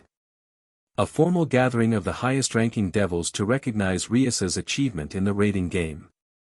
It's a significant political event. And, Venelana added with that same knowing smile, an opportunity to introduce her peerage, particularly her remarkable pawn, to society. Rias frowned. Mother, Izuku needs rest, not political maneuvering. Nonsense, Venelana waved a hand dismissively. The event isn't for 3 days. Plenty of time for him to recover. She turned back to Izuku. I look forward to getting to know you better, Izuku Midoriya. Perhaps you'll share the story of how you came to join my daughter's peerage. The subtle emphasis on join made it clear she suspected there was more to his story than a typical devil recruitment. I'd be happy to, Lady Gremory, Izuku replied politely. Venelana seemed pleased by his response. Excellent. Now, we should let you rest.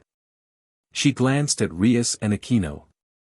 Though perhaps not everyone needs to leave. With that cryptic statement, she departed, followed by Surzex who gave Izuku a thumbs up behind his mother's back, and Grafia who simply nodded respectfully. Your mother is intense, Izuku commented once they'd left. She's already planning our wedding, Rias muttered, then froze as she realized what she'd said. Kiba coughed awkwardly. Kaneko and I should probably go too. Let you rest. Yes, Kaneko agreed, already heading for the door. Rest. As they departed, an awkward silence fell over the room. Izuku, Rias, and Akeno remained, the tension from before the raiding game resurfacing now that the crisis had passed. So. Izuku began.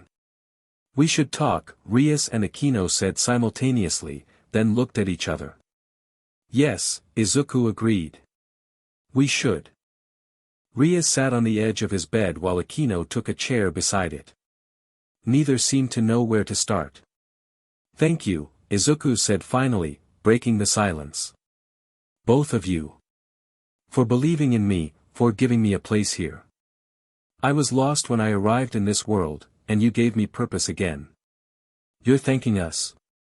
Rias shook her head in disbelief. Izuku, you freed me from a forced marriage and helped our peerage achieve what everyone said was impossible. Not to mention, Akeno added, you've become someone precious to all of us. Her eyes met his. Especially to Rias and me. And there it was, the conversation they'd been avoiding since before the raiding game. Izuku took a deep breath. About that. I've been thinking about what you both said that night on the roof. And? Rias prompted, her voice carefully neutral. In my world, I never. I mean, I was focused on becoming a hero. I didn't really think about relationships. Izuku felt his face heating up. And now I find myself caring deeply for both of you, and I don't know what that means or what I'm supposed to do about it. Akeno's expression softened. There's no supposed to, Izuku-kun. This isn't a test with right and wrong answers. Akeno's right, Rias agreed. We told you before, Devil Society views these things differently than human society. What matters is what you feel, what we all feel. But it's not just about feelings, Izuku protested. It's about respect, about what's right. And who decides what's right? Akeno challenged gently. The world you left behind. The human society you were raised in. Or the people actually involved? Izuku considered this. I don't know.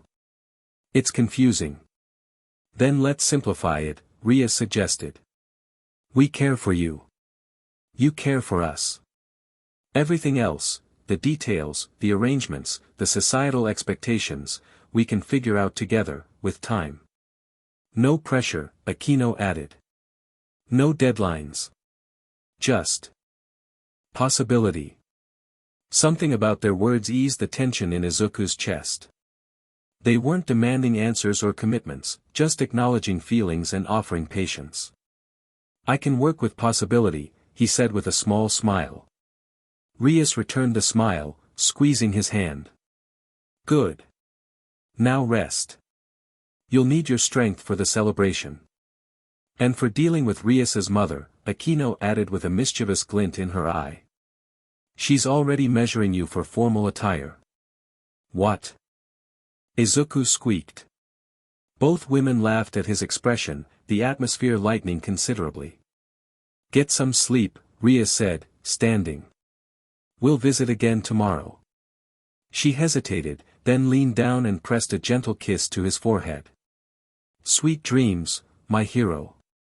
Akeno, not to be outdone, did the same but lingered longer. Dream of us, she whispered in his ear, making him blush furiously. After they left, Izuku lay back against the pillows, his mind spinning with everything that had happened. He'd been in this world for just over a month, died and been reborn, become a devil, fought in a supernatural battle, and somehow found himself caught between two incredible women. Life had certainly taken an unexpected turn. True to her word, Rias Gremory had indeed arranged for formal attire, a tailored suit delivered to Izuku's room the morning after he was released from medical care. The outfit was unlike anything he'd worn before, elegant yet comfortable, in shades of deep green with crimson accents that matched his energy signature. The colors of House Gremory combined with your own power, explained the servant who delivered it. Lady Venelana was most specific about the design. Izuku examined it with a mix of appreciation and nervousness. It's incredible, but isn't it a bit much? I'm just a pawn. The servant, a young devil named Belian who'd been assigned as Izuku's guide during his stay, looked scandalized. Just a pawn? Sir, you're the pawn who defeated Riser Phoenix. There hasn't been such excitement in the young devil social circles since Lady Rias herself debuted. Young devil social circles? Izuku repeated. That's a thing. Of course. Belian replied as if it were obvious. The heirs and members of the 72 pillars and their peerages form the core of devil society. And you, Sir Midoriya, are now very much at the center of attention. The thought made Izuku uncomfortable. He'd never sought fame in his hero career, and he certainly didn't want it now. I just did what anyone would have done, he protested. Belian laughed. That's not how most devils would see it. Opportunity, advantage, power, these are what typically motivate our kind. Fighting for someone else's freedom out of principle. Most unusual, and therefore fascinating. Before Izuku could respond, a knock came at his door. Belian opened it to reveal Kiba, dressed in his own formal attire, a light blue suit that complemented his blonde hair. Ready for your debut in high society? Kiba asked with a grin. Not even a little bit, Izuku admitted. Kiba laughed, entering the room. Don't worry.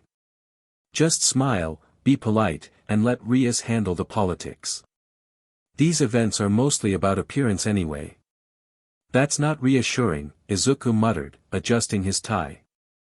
If it helps, Kiba offered, think of it as a mission. Objective, successfully navigate a formal devil gathering without causing an international incident. Now I'm even more nervous.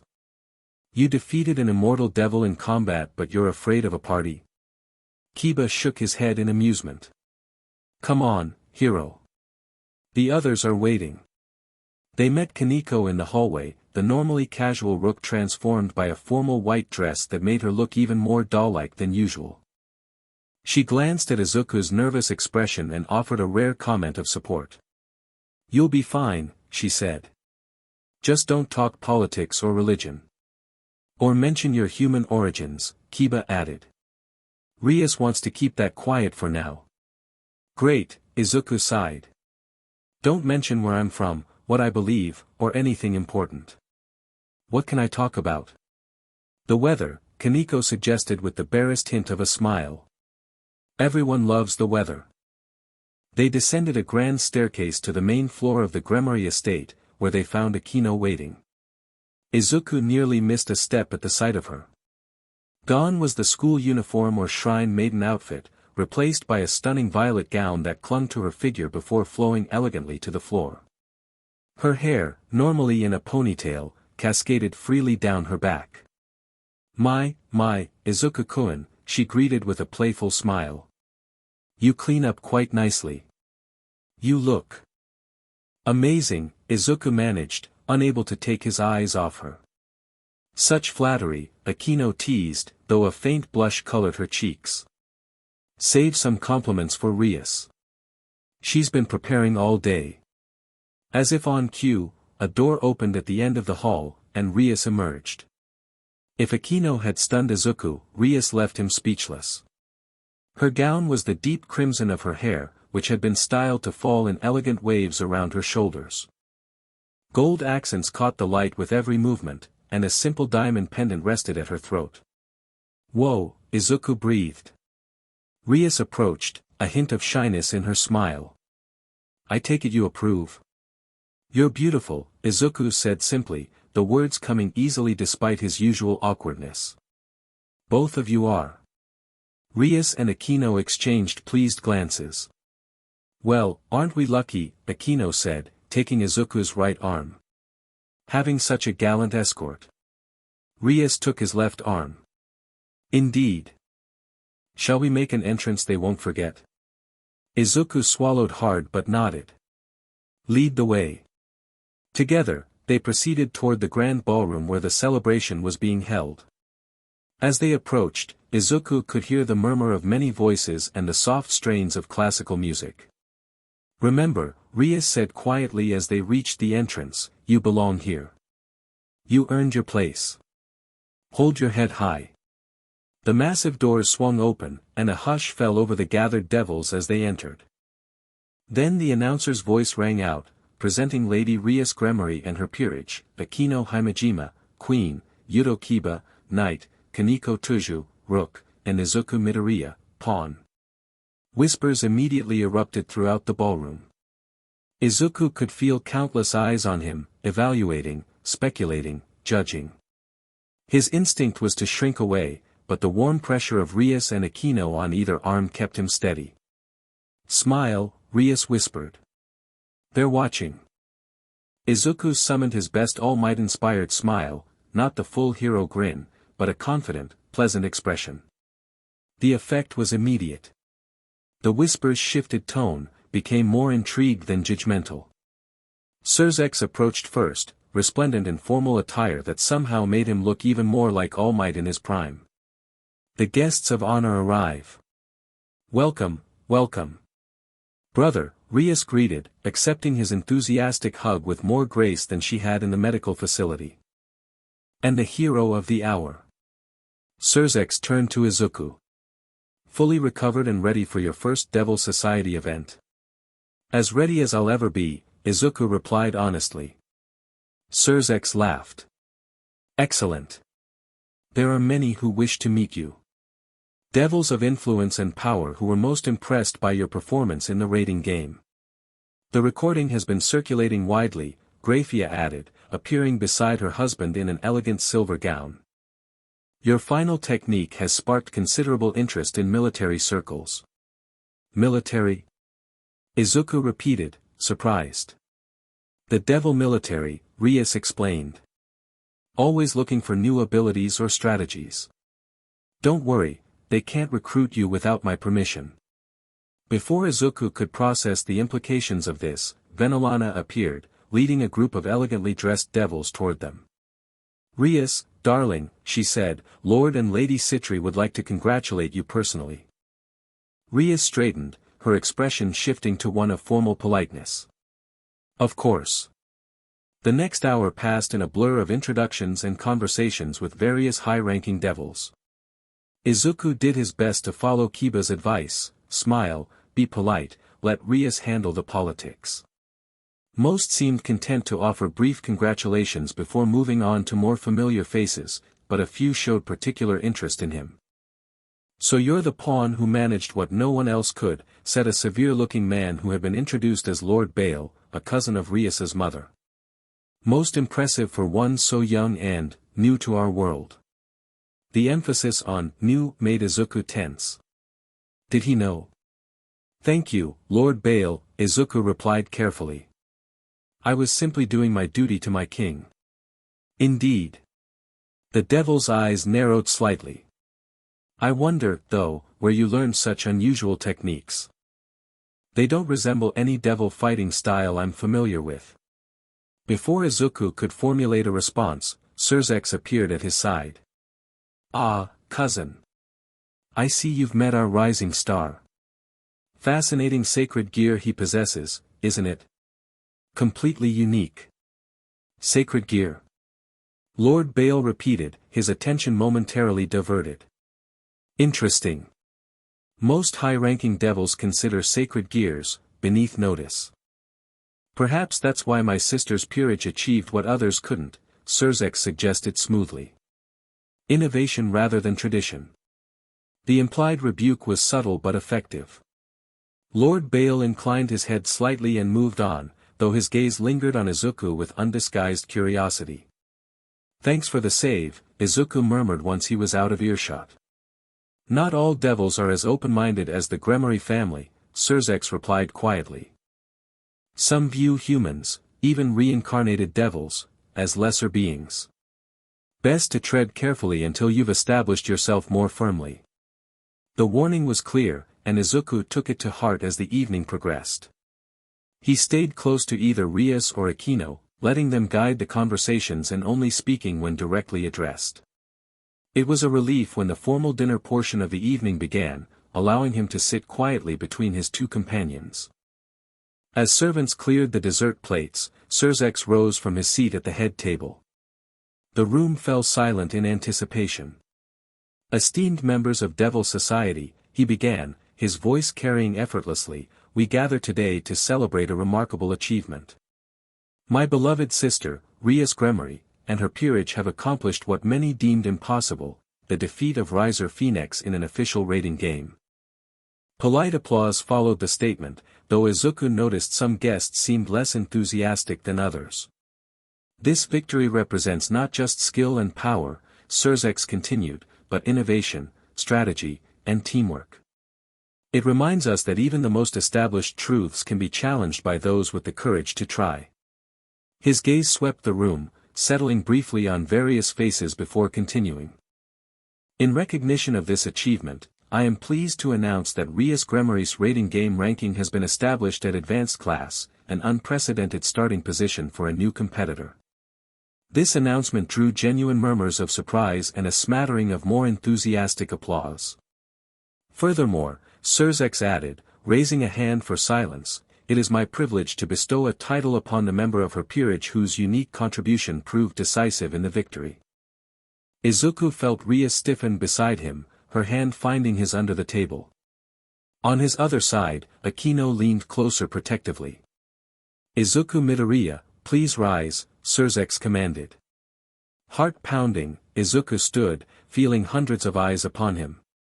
"For your unprecedented use of a unique sacred gear, for your strategic innovation in combat, and for your demonstrated loyalty to your king, Surzex Lucifer, hereby bestow upon you the title, Hero of Gremory." The title sent a jolt through Izuku's body. Hero of Gremory, the very name Rias had suggested before the raiding game. "This title," Surzex continued, "carries with it certain privileges and responsibilities which will be detailed to you privately. For now, let all assembled recognize Izuku Midoriya, Hero of Gremory, and afford him the respect such a title commands." A wave of magic washed over Izuku as the title was formally bestowed, a strange sensation like being wrapped in a warm blanket of power. When it receded, he felt somehow different, more connected to the Gremory name, to Rias, to this world. Thank you, Lord Lucifer, Izuku said, bowing deeply. I am honored beyond words. Surzek smiled. The honor is well earned, young hero. He raised his glass. A toast. To Rias Gremory and her peerage. To victory through courage and innovation. To the future of Devil Society. To the future, the assembly echoed, raising their glasses. As Izuku resumed his seat, Rias leaned close to whisper in his ear. I told you the title would suit you. I never expected it to become official, he whispered back. What does it mean? It means, Akeno murmured from his other side, that you now have status independent of being Rias's pawn. It's a significant honor. And protection, Rias added. Those who might have dismissed you as merely a servant must now acknowledge you as someone of rank. Before Izuku could ask more questions, the dinner concluded and guests began to rise for the dancing portion of the evening. Musicians took their places on a raised platform, and the center of the ballroom cleared. I should warn you, Izuku said as Rias stood, clearly expecting him to join her, I have no idea how to dance. We didn't exactly cover ballroom etiquette in hero training. Rias laughed. Just follow my lead. Besides, as the celebrant, I'm allowed to dance however I please. If anyone judges my pawn's dancing, they judge me, and few would dare. With that reassurance, Izuku allowed himself to be led to the dance floor. To his relief, the first dance was a simple waltz with basic steps that he could follow without too much difficulty. Rias guided him subtly, her hand on his applying gentle pressure to indicate direction. You're doing fine, she encouraged as they turned. Much better than Kiba did at his first formal event. He stepped on 3 different nobles' feet and knocked over a drink table. Really? Izuku glanced across the floor where Kiba was now dancing flawlessly with a young devil woman. He's had practice since then, Rias said with a smile. As will you. The dance ended, and before Izuku could escape to the sidelines, Akeno appeared to claim him for the next one. My turn, she announced, taking his hand. Don't worry, this one's even easier than the waltz. She was right. The next dance had slower, simpler steps that allowed them to converse more easily.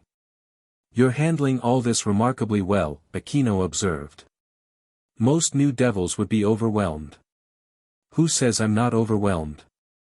Izuku replied with a small smile. I'm just good at hiding it. Akeno laughed softly. A useful skill in devil politics.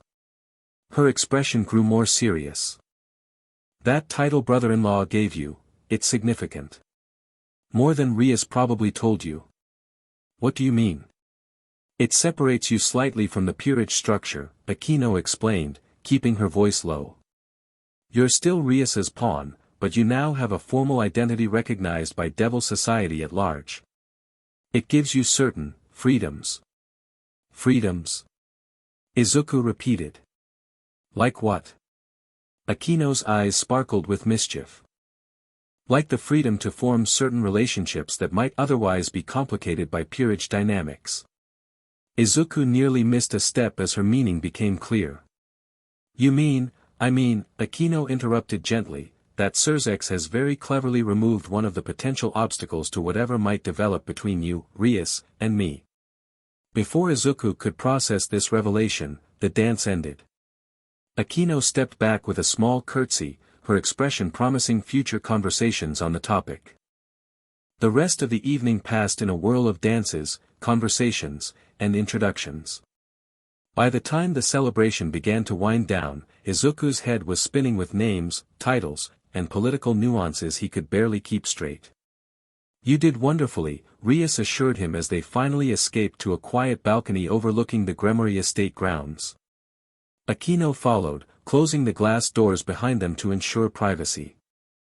I felt like I was taking an exam I hadn't studied for, Izuku admitted, loosening his tie with relief. Devil Society can be exhausting, Akeno agreed, leaning against the stone railing. All those smiling faces hiding calculation and ambition. Not all devils are so politically minded, Rias objected. My family values emotional connections as much as alliances. True, Akeno conceded. The Gremory family is unusual that way. She glanced at Izuku. It's why they accepted you so readily. Most other noble houses would have been suspicious of a pawn with your unusual background. Izuku considered this. I should thank them properly. Your parents, Rias. They've been incredibly welcoming. They like you, Rias said simply. Especially my mother.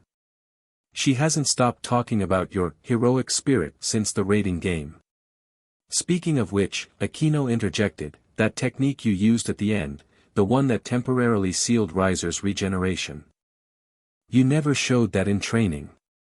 I wasn't sure it would work, Izuku admitted. It was based on something from my world, connecting to the vestiges of previous one for all users. I didn't know if I could replicate it here, but in that moment, when everything was on the line. He looked at his hand, remembering the feeling. It was like they were there with me. The heroes who came before. Rias touched his face gently. Your connection to your past, to your world, it gives you strength here. I'm glad you haven't lost that. Neither have I, Akeno said softly. Lost my connection to my past, I mean. Her expression grew more vulnerable than Izuku had ever seen. My father was a fallen angel, my mother a human priestess.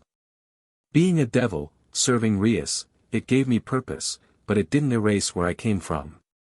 Izuku reached for her hand. It shouldn't. Our pasts shape us, but they don't have to define us. Something in his words made Akeno's eyes widen slightly before softening. You really are a hero, aren't you? Always knowing what to say. Hardly, Izuku laughed. I'm usually a stammering mess. Not lately, Rias observed. You've changed since the raiding game. More confident. Izuku hadn't considered it, but she was right.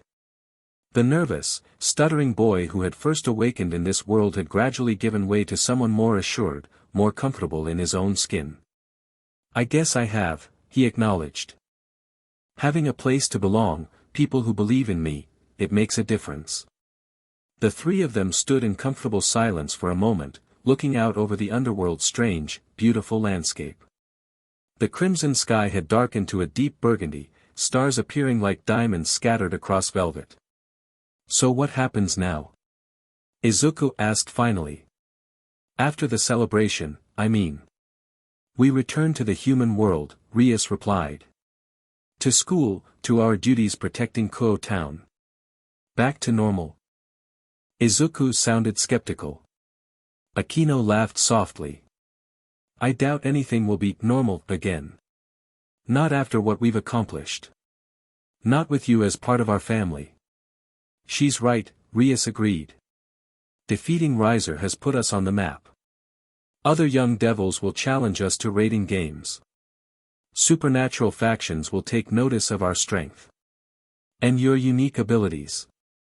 She trailed off, her expression growing more serious. They'll attract attention, both welcome and unwelcome. You think we'll be targeted? Izuku asked, his tactical mind immediately assessing potential threats. Eventually, Rias nodded. Success always breeds both admirers and enemies. But we'll face whatever comes together. As a family, Akeno added, moving closer to them both. Family. The word still sent a warm feeling through Izuku's chest. He'd lost so much coming to this world, but he'd found something precious too. I can live with that, he said softly.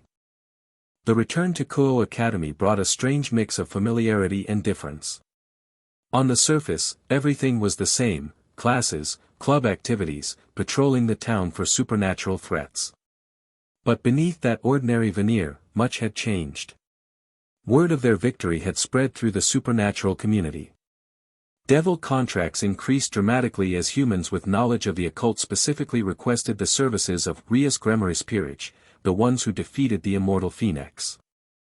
Even Sona Citri's student council, a rival devil peerage at the school, treated them with newfound respect. For Izuku personally, the biggest change was in his relationships with Rias and Akeno. True to their word, neither had pressured him for decisions or commitments since returning from the underworld, but the three of them had fallen into a comfortable pattern of spending time together both during club activities and outside school. One evening, about 2 weeks after their return, Izuku sat in the club room helping Kaneko with her homework while Kiba practiced sword techniques nearby. Rias and Akeno had left to meet with Sona about a boundary adjustment for their respective territories. "You're good at math," Kaneko observed as Izuku explained a particularly challenging calculus problem. "I had to be," Izuku replied with a small smile. "In my hero analysis work, calculating trajectories and impact forces was important." Kaneko studied him for a moment. "You miss it? Your world?" The direct question caught Izuku off guard. Kaneko rarely initiated personal conversations. "Sometimes," he admitted. "I miss my mom, my friends. But..." He glanced around the club room. "I found something good here too." Kaneko nodded, seemingly satisfied with his answer. "Good. We'd miss you if you left." The simple statement, coming from the typically reserved Rook, warmed Izuku's heart. "I'm not going anywhere." The door burst open, interrupting the moment. Rias rushed in, her expression alarmed. "Everyone, we have a situation," she announced. "Fallen angels have been spotted in the abandoned church on the edge of town, more than just the usual group.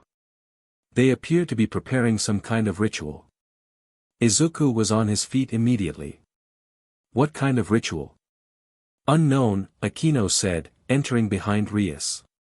"But they've kidnapped a human girl, Asia Argento, a nun who recently arrived in town. Sona's familiar spotted them taking her into the church an hour ago." "A nun?" Kiba frowned. "Why would fallen angels kidnap someone from the church faction?" "She possesses a rare sacred gear," Rias explained. "Twilight healing, the ability to heal any injury, even those caused by light weapons. And they want it for themselves," Izuku concluded, already analyzing the tactical situation. "How many fallen angels are we talking about?"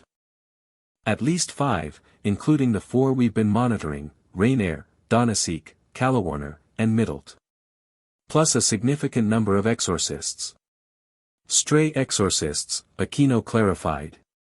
"Humans who were expelled from the church for excessive violence or heretical beliefs. They often work for fallen angels now." Izuku nodded, his mind racing. "What's our objective?" "Rescue the nun if possible," Rias replied. "But primarily, put an end to whatever ritual they're planning. If they're operating in our territory without permission, they're in violation of the non-aggression pact between factions. We should move quickly," Kiba urged. "If they're planning to extract her sacred gear, it would kill her," Rias finished grimly. "You're right. We leave immediately." The abandoned church loomed against the night sky, its once sacred architecture now tainted with an aura of corruption that even Izuku, still relatively new to sensing supernatural energies, could feel. They approached cautiously, using the surrounding woods for cover. "I count at least 10 human auras inside," Izuku reported, using Hero's legacy to enhance his senses. "Plus the fallen angels, they're below ground level, probably in some kind of basement or crypt. The main entrance will be guarded," Rias mused. "We need a distraction. Or a direct approach," Akeno suggested, lightning crackling between her fingertips. "They already know we're the local devil authority. Why not announce ourselves properly?" Rias considered for a moment, then nodded. "Kiba, Kaneko, you two take the side entrance we spotted during reconnaissance. Izuku, Akeno, and I will make a rather noticeable entrance through the front. Once inside, Izuku and I will push through to the basement while you 3 deal with any resistance on the main floor." "Understood," Kiba agreed, drawing his sword. He and Kaneko disappeared into the darkness, circling toward the side of the church. Rias turned to Izuku and Akeno. "Ready?" Izuku summoned Hero's legacy, the green-crimson energy flowing around his body like armor. Ready. Always, Akeno replied, her devil wings unfurling as lightning danced around her form. They approached the main entrance directly, making no attempt at stealth. As expected, two figures stepped out to block their path, humans in clerical clothing, but with wild eyes and manic grins that spoke of instability. Devils at a church. One laughed, drawing a sword that glowed with holy light. How convenient. Saves us the trouble of hunting you down later. We're here for the nun, Rias stated calmly. Release her, and we might let you leave our territory alive. The holy maiden. The other exorcist sneered. She's fulfilling her purpose, giving her gift to those more worthy than a bunch of filthy devils. Wrong answer, Akeno sighed, raising her hand. A bolt of lightning struck the ground between the exorcists, throwing them backward against the church doors with enough force to splinter the ancient wood. Subtle, Rias commented dryly. You wanted a distraction, Akeno replied with a sweet smile. They stepped over the unconscious exorcists and entered the church. The interior was a scene of desecration, pews overturned, religious symbols defaced, the altar smashed. More concerning were the 8 additional exorcists who had clearly been waiting for trouble, their light swords and guns already drawn. Filthy devils, one spat. You dare defile this holy place? Pretty sure you beat us to the defiling part, Izuku observed, eyeing the destruction around them. Kill them, the apparent leader ordered. Lord Rainier must not be interrupted. The exorcists charged, their weapons glowing with holy energy that posed a genuine threat to devils. Izuku stepped forward, channeling Hero's legacy into a massive shield construct that blocked the initial onslaught of light bullets. Go, he called to Rias and Akeno. I'll handle these guys. Alone? Rias hesitated. As if in answer, the side door exploded inward as Kiba and Kaneko joined the battle, engaging 3 exorcists immediately. Not alone, Kiba corrected, his sword clashing against a light blade. We've got this floor. You 3 get to the basement. Rias nodded sharply. Be careful. These aren't normal humans. Neither are we, Kaneko replied, lifting an entire pew and hurling it at 2 approaching exorcists. With Kiba and Kaneko engaging the enemy, Izuku, Rias, and Akeno fought their way toward the altar, where stairs presumably led to the lower level. Izuku's combat skills had improved dramatically since his arrival in this world, his natural analytical abilities enhanced by devil reflexes and the power of Hero's legacy. He moved with controlled precision, using energy constructs to disarm opponents rather than cause lethal damage. These were still humans, after all, no matter how corrupted. The entrance is beneath the altar. Rias called, blasting aside a section of debris with her destruction magic. Sure enough, a stone staircase descended into darkness. I can sense the fallen angels below, Akeno reported, her expression unusually serious. And, something else. Something's happening down there. A scream echoed from below, young, female, filled with pain. The ritual has started, Rias realized, her face paling. Hurry. They descended rapidly, the temperature dropping with each step. The staircase opened into a large underground chamber illuminated by eerie blue light. At its center stood a massive cross, and bound to it was a young blonde girl in a tattered nun's habit. Her face contorted in agony as a dark-haired female fallen angel, Rainier, Izuku presumed, held a hand over her chest, extracting what appeared to be glowing rings of light. Stop! Rias commanded, her voice echoing through the chamber. Rainier looked up, irritation flashing across her beautiful face. Rias Gremory. How predictable. Her gaze shifted to Izuku, and her eyes widened slightly. And the pawn who interfered with Donasek. You're becoming quite the nuisance. Let her go, Izuku demanded, Hero's legacy flaring brighter around him. Whatever you're doing, it stops now. Rainier laughed, the sound echoing unnaturally. You're too late. The extraction is nearly complete. As if to emphasize her point, she pulled harder, drawing more of the glowing energy from the nun's chest. The girl screamed again, her voice weakening. Akeno, Rias said quietly. The queen didn't need further instruction. Lightning erupted from her fingertips, arcing toward Rainier with deadly precision. But before it could connect, another fallen angel, a man in a trench coat Izuku recognized as Donasek, intercepted the attack with a light spear. Finish it, Rainier, he called. We'll handle these devils. Two more fallen angels appeared from the shadows, a tall woman with blue hair and a petite, blonde girl who looked almost childlike despite the malice in her eyes. 4 on 3, Akeno assessed. Manageable. We need to reach the nun, Izuku said, his eyes fixed on the suffering girl. Before they extract the sacred gear completely. Rias nodded. Akeno, take Calawarner. I'll handle Middlet.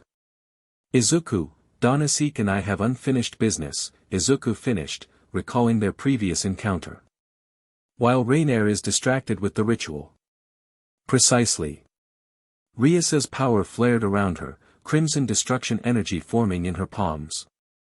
Go. The battle erupted in earnest. Akeno took to the air, trading lightning blasts with the blue-haired Calawarner. Rias engaged the small blonde fallen, her destruction magic nullifying the light spears middled through with childish glee. And Izuku charged directly at Donasek, who seemed all too eager for a rematch. The human who thinks he's a devil, Donasek sneered, forming a light spear in each hand. Let's see how you fare without your little rook friend to bail you out. I was holding back last time, Izuku replied, channeling Hero's legacy into a full combat form, the energy armor surrounding his body, enhancing every movement. I'm not a human who thinks he's a devil. I'm the hero of Gremory. The title wasn't meant as boasting, it was a declaration of identity, of the new self he'd forged in this world. And somehow, invoking it sent a surge of power through him, the green-crimson energy burning brighter. Donasek's eyes widened at the display, but he recovered quickly. Titles mean nothing in battle. He hurled both light spears simultaneously. Izuku didn't dodge. Instead, he manifested a shield construct, blocking one spear while catching the other with an energy-armored hand. The light weapon sizzled against his palm, painful but not incapacitating thanks to the protection of Hero's legacy. Impossible. Donasek gasped. A devil cannot touch light weapons. I'm not just any devil, Izuku replied, crushing the light spear in his grip. It shattered into particles, dispersing harmlessly. And you're in my king's territory without permission. With that, he charged, moving faster than Donasek could react. The fallen angel managed to create another light spear in defense, but Izuku's energy-enhanced fist shattered it and continued on to connect with Donasek's jaw. The impact sent the fallen angel crashing into the stone wall with enough force to crack the ancient masonry. Izuku didn't wait for him to recover. He pressed the advantage, channeling Hero's legacy into constructs that resembled the capture weapons Aizawa-sensei had used, energy tendrils that wrapped around Donasek, binding his wings and arms. What is this power? Donasek struggled against the bindings. No sacred gear works like this. Hero's legacy, Izuku named it formally for the first time to an opponent. The power to manifest heroic will. With Donasek securely restrained, Izuku turned his attention to Rainier and the nun. The extraction was nearly complete, the sacred gear now halfway out of the girl's body, floating between her chest and Rainier's outstretched hand. The nun's eyes were closed, her breathing shallow. Rainier. Izuku called. Stop this now. You're killing her. The fallen angel glanced over her shoulder, annoyance clear on her face. That's rather the point, devil. Sacred gears can only be extracted by the death of their wielder. Her lips curved in a cruel smile. Something you might want to remember, given your own unusual power. The casual threat, combined with the sight of the innocent girl's suffering, sparked something in Izuku, a righteous anger that flooded through Hero's legacy, changing its manifestation. The energy constructs surrounding him shifted from their usual form to something more primal, more raw.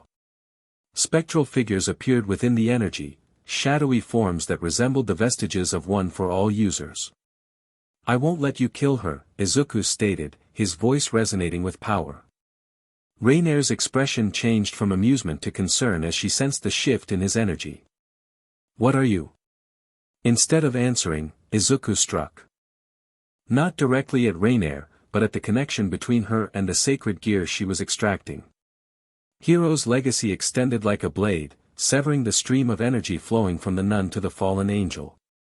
Rainer screamed in rage and pain as the connection broke, the partially extracted sacred gear hovering uncertainly between them. Izuku didn't hesitate. He reached out with his power, creating a construct in the shape of a hand that gently cradled the floating rings of light. "This doesn't belong to you," he said, guiding the sacred gear back toward the unconscious nun. "No." Rainer lunged forward, light spear forming in her hand. "Do you have any idea what I've sacrificed for that power?" Her attack never landed. A bolt of crimson energy struck her from behind, sending her crashing to the ground. Rias stepped forward, her hand still glowing with destruction magic. "Your opponent is me now," she stated coldly. "Izuku, save the nun if you can." With Rias engaging Rainer, Izuku returned his focus to the unconscious girl. He carefully guided the sacred gear back to her body, but as it touched her chest, he realized a problem: he had no idea how to properly return it. "I don't know how to reverse the extraction," he admitted, looking to Akeno who had dispatched Calawarner and joined him. "I'm not sure it can be reversed," Akeno said grimly, examining the nun's pale face. "Once a sacred gear is removed, the host usually dies immediately. She's only alive because the extraction was interrupted." Izuku refused to accept that. "There has to be a way. Her sacred gear is healing magic, right? Maybe it can heal its own host." A desperate idea formed. If the sacred gear responded to will, to desire. Twilight healing, he addressed the floating rings directly. "Your host needs you. She's dying without you. Please, return to her and heal her." To his astonishment, the rings pulsed with light, as if responding to his plea. They began to glow brighter, then slowly sank into the girl's chest, disappearing beneath her skin. For a moment, nothing happened. Then a green glow spread across her body, concentrating around her heart. Her eyelids fluttered, then opened. Confused green eyes met Izuku's. "Who?" she whispered weakly. "A friend," Izuku answered, relief flooding through him. "You're safe now." Around them, the battle had reached its conclusion. Rias stood over a defeated Rainer, the fallen angel's wings singed and broken from destruction magic. Akeno had Middle pinned with a binding spell, while Donasek remained trapped in Izuku's energy constructs. Only Calawarner was unaccounted for. "The blue-haired one escaped," Akeno reported, following Izuku's gaze. "Flew off after I wounded her wing." "Let her run," Rias said dismissively. "She can warn others what happens to those who violate our territory." She approached Rainer, her expression cold. "As for you." "Wait," Izuku interrupted, carefully supporting the recovering nun. "What about Asia? She needs proper medical attention." Rias's expression softened as she looked at the girl. "You're right. Akeno, prepare a transportation circle to the club room. We'll tend to her there." "And them?"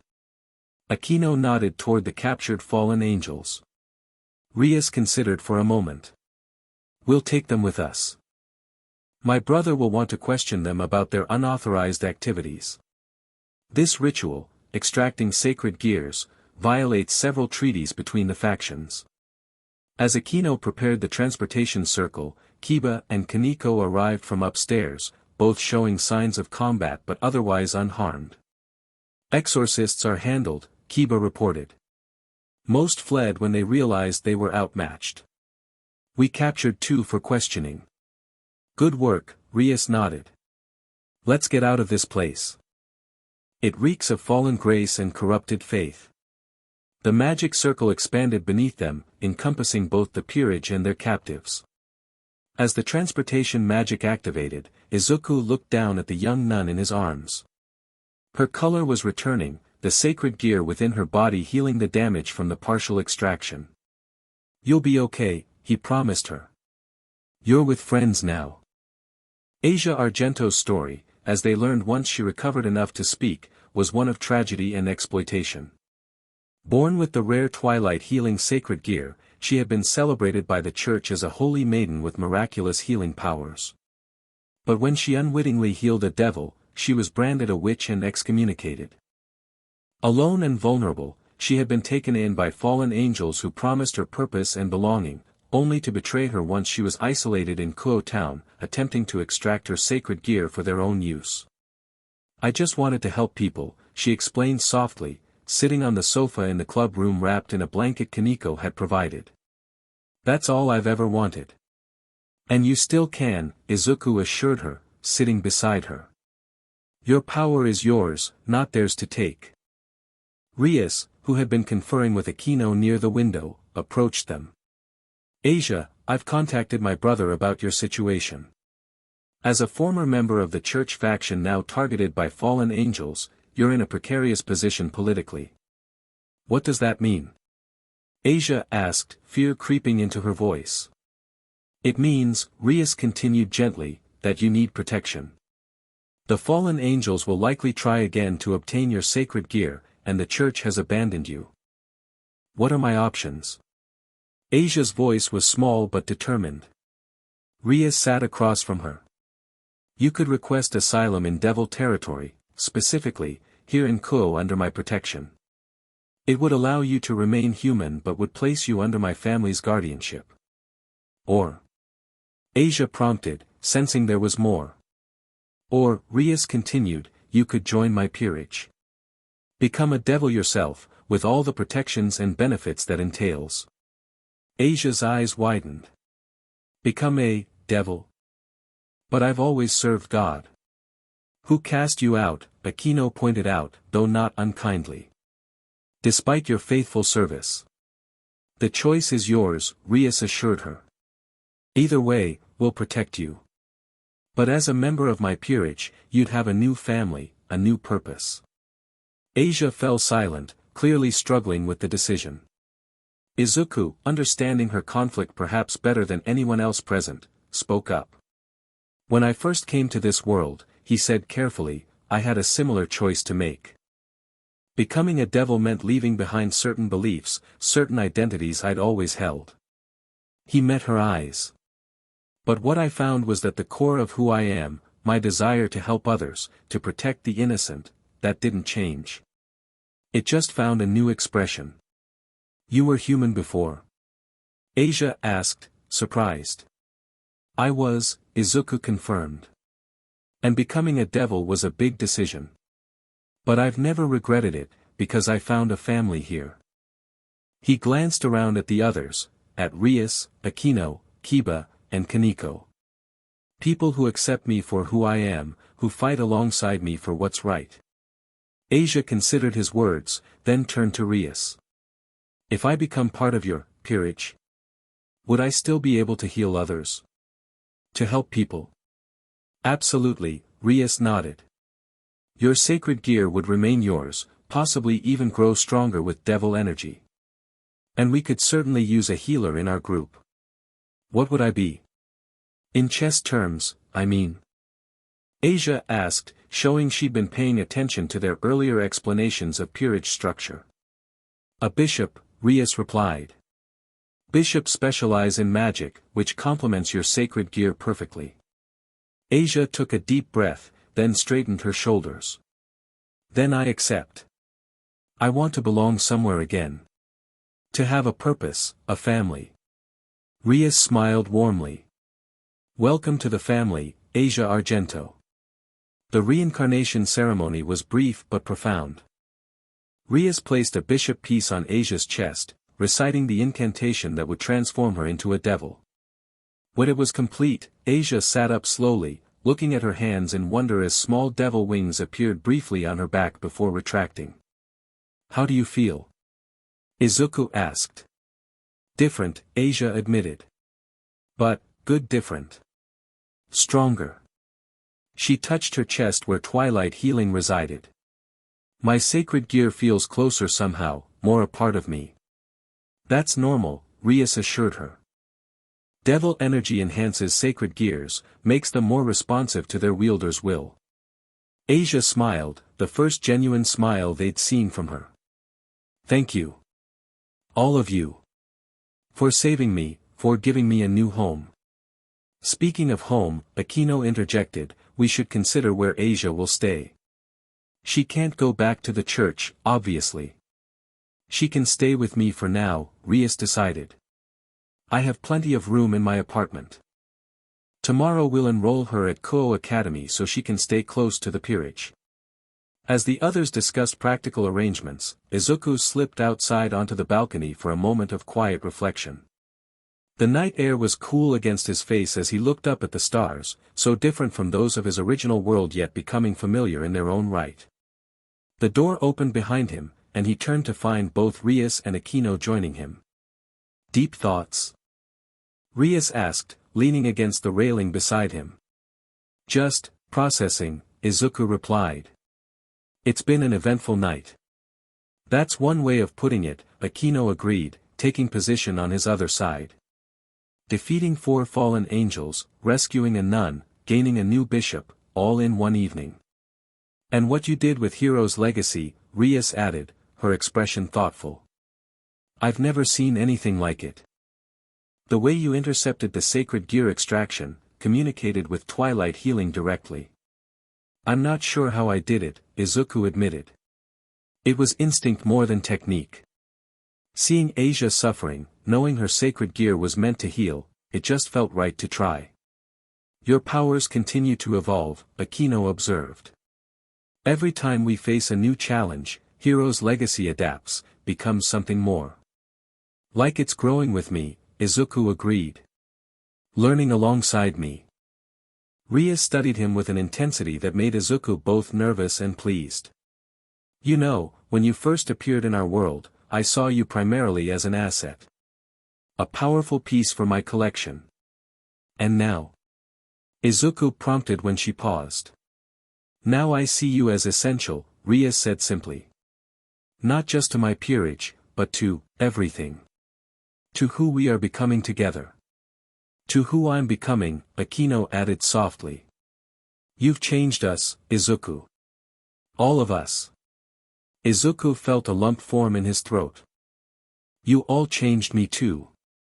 Gave me purpose when I was lost, a home when I had none." The three of them stood in comfortable silence for a moment, watching the night sky together. Then, with a boldness that surprised even himself, Izuku reached out and took both their hands, Rias's in his right, Akeno's in his left. "Whatever happens next," he said quietly, "whatever challenges come our way, I'm grateful to face them with both of you. With all of you." Rias squeezed his hand, leaning her head against his shoulder. "Our hero." "Our Izuku," Akeno corrected gently, mirroring Rias's position on his other side. And there, under the stars of a world that had once been alien but now felt increasingly like home, Izuku Midoriya, once the Deku who couldn't do anything, now the hero of Gremory, knew with absolute certainty that he was exactly where he belonged. 3 months later, Izuku stood atop the roof of Kuo Academy, watching the sunset paint the sky in shades of orange and gold. Behind him, the door opened, and Asia stepped out, her blonde hair catching the fading light. "There you are," she said with a smile that had grown more confident during her time with the peerage. "Everyone's waiting in the club room. Apparently, Surzek-sama has an announcement." "Another one?" Izuku grinned. Last time he had an announcement, it was just an excuse to show off baby pictures of Rias to the entire peerage. Asia giggled. Ria-senpai was so embarrassed. "But I thought the pictures were cute." "Don't let her hear you say that," Izuku warned good-naturedly. She's still making Akeno pay for agreeing with her brother about how adorable she was in that Devil Scout uniform.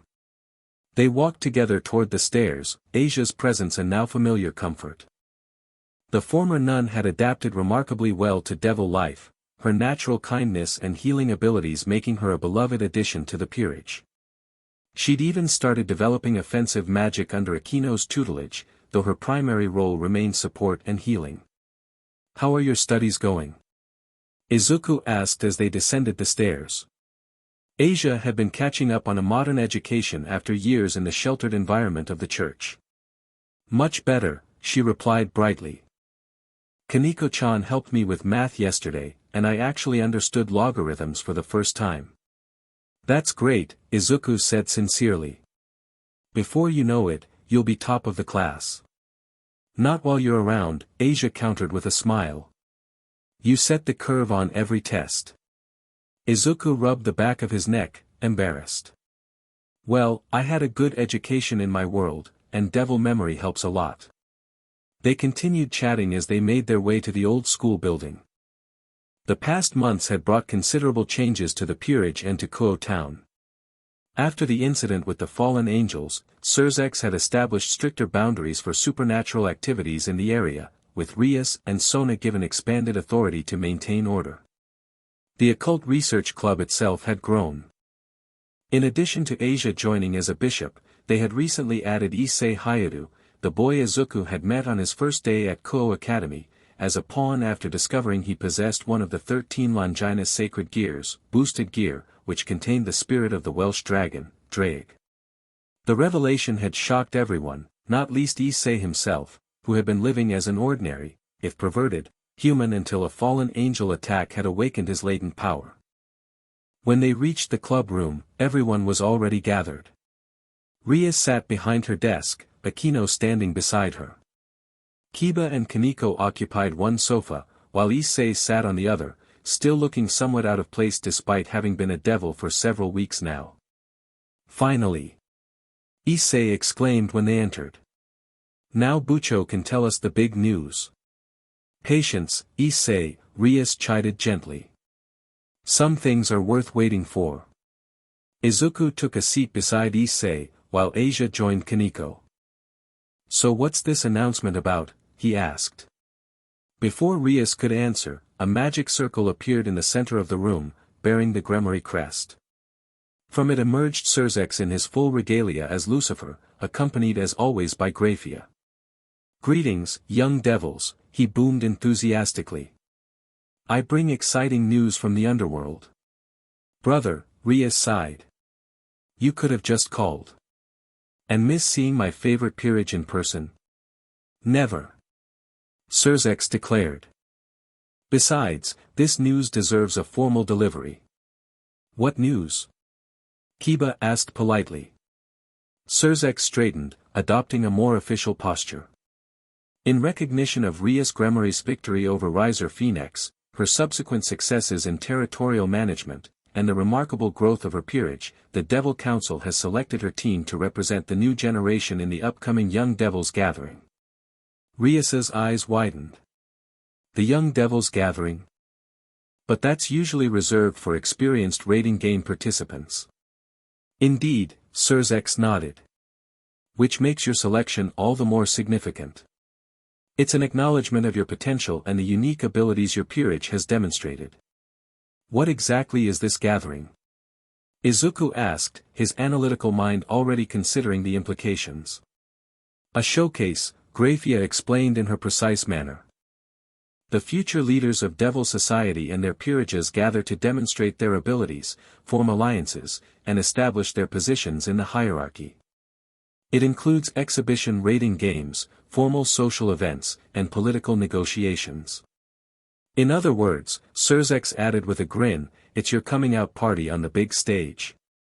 A chance to show the entire underworld what the Gremory team can do. Rias leaned back in her chair, processing the information. When is this gathering? In 1 month, Surzex replied. Giving you time to prepare, but not so much that your recent achievements fade from memory. Who else will be participating? Akeno asked, her tactical mind already working. Sona Citri's team, of course, Surzek's listed. Serorg Bale, Sikvera Agars, Zephyrdor Glaciolabelas, and Diodora Astaroth. Izuku noticed Rias's expression darken slightly at the last name. You don't seem pleased about Diodora's participation, he observed.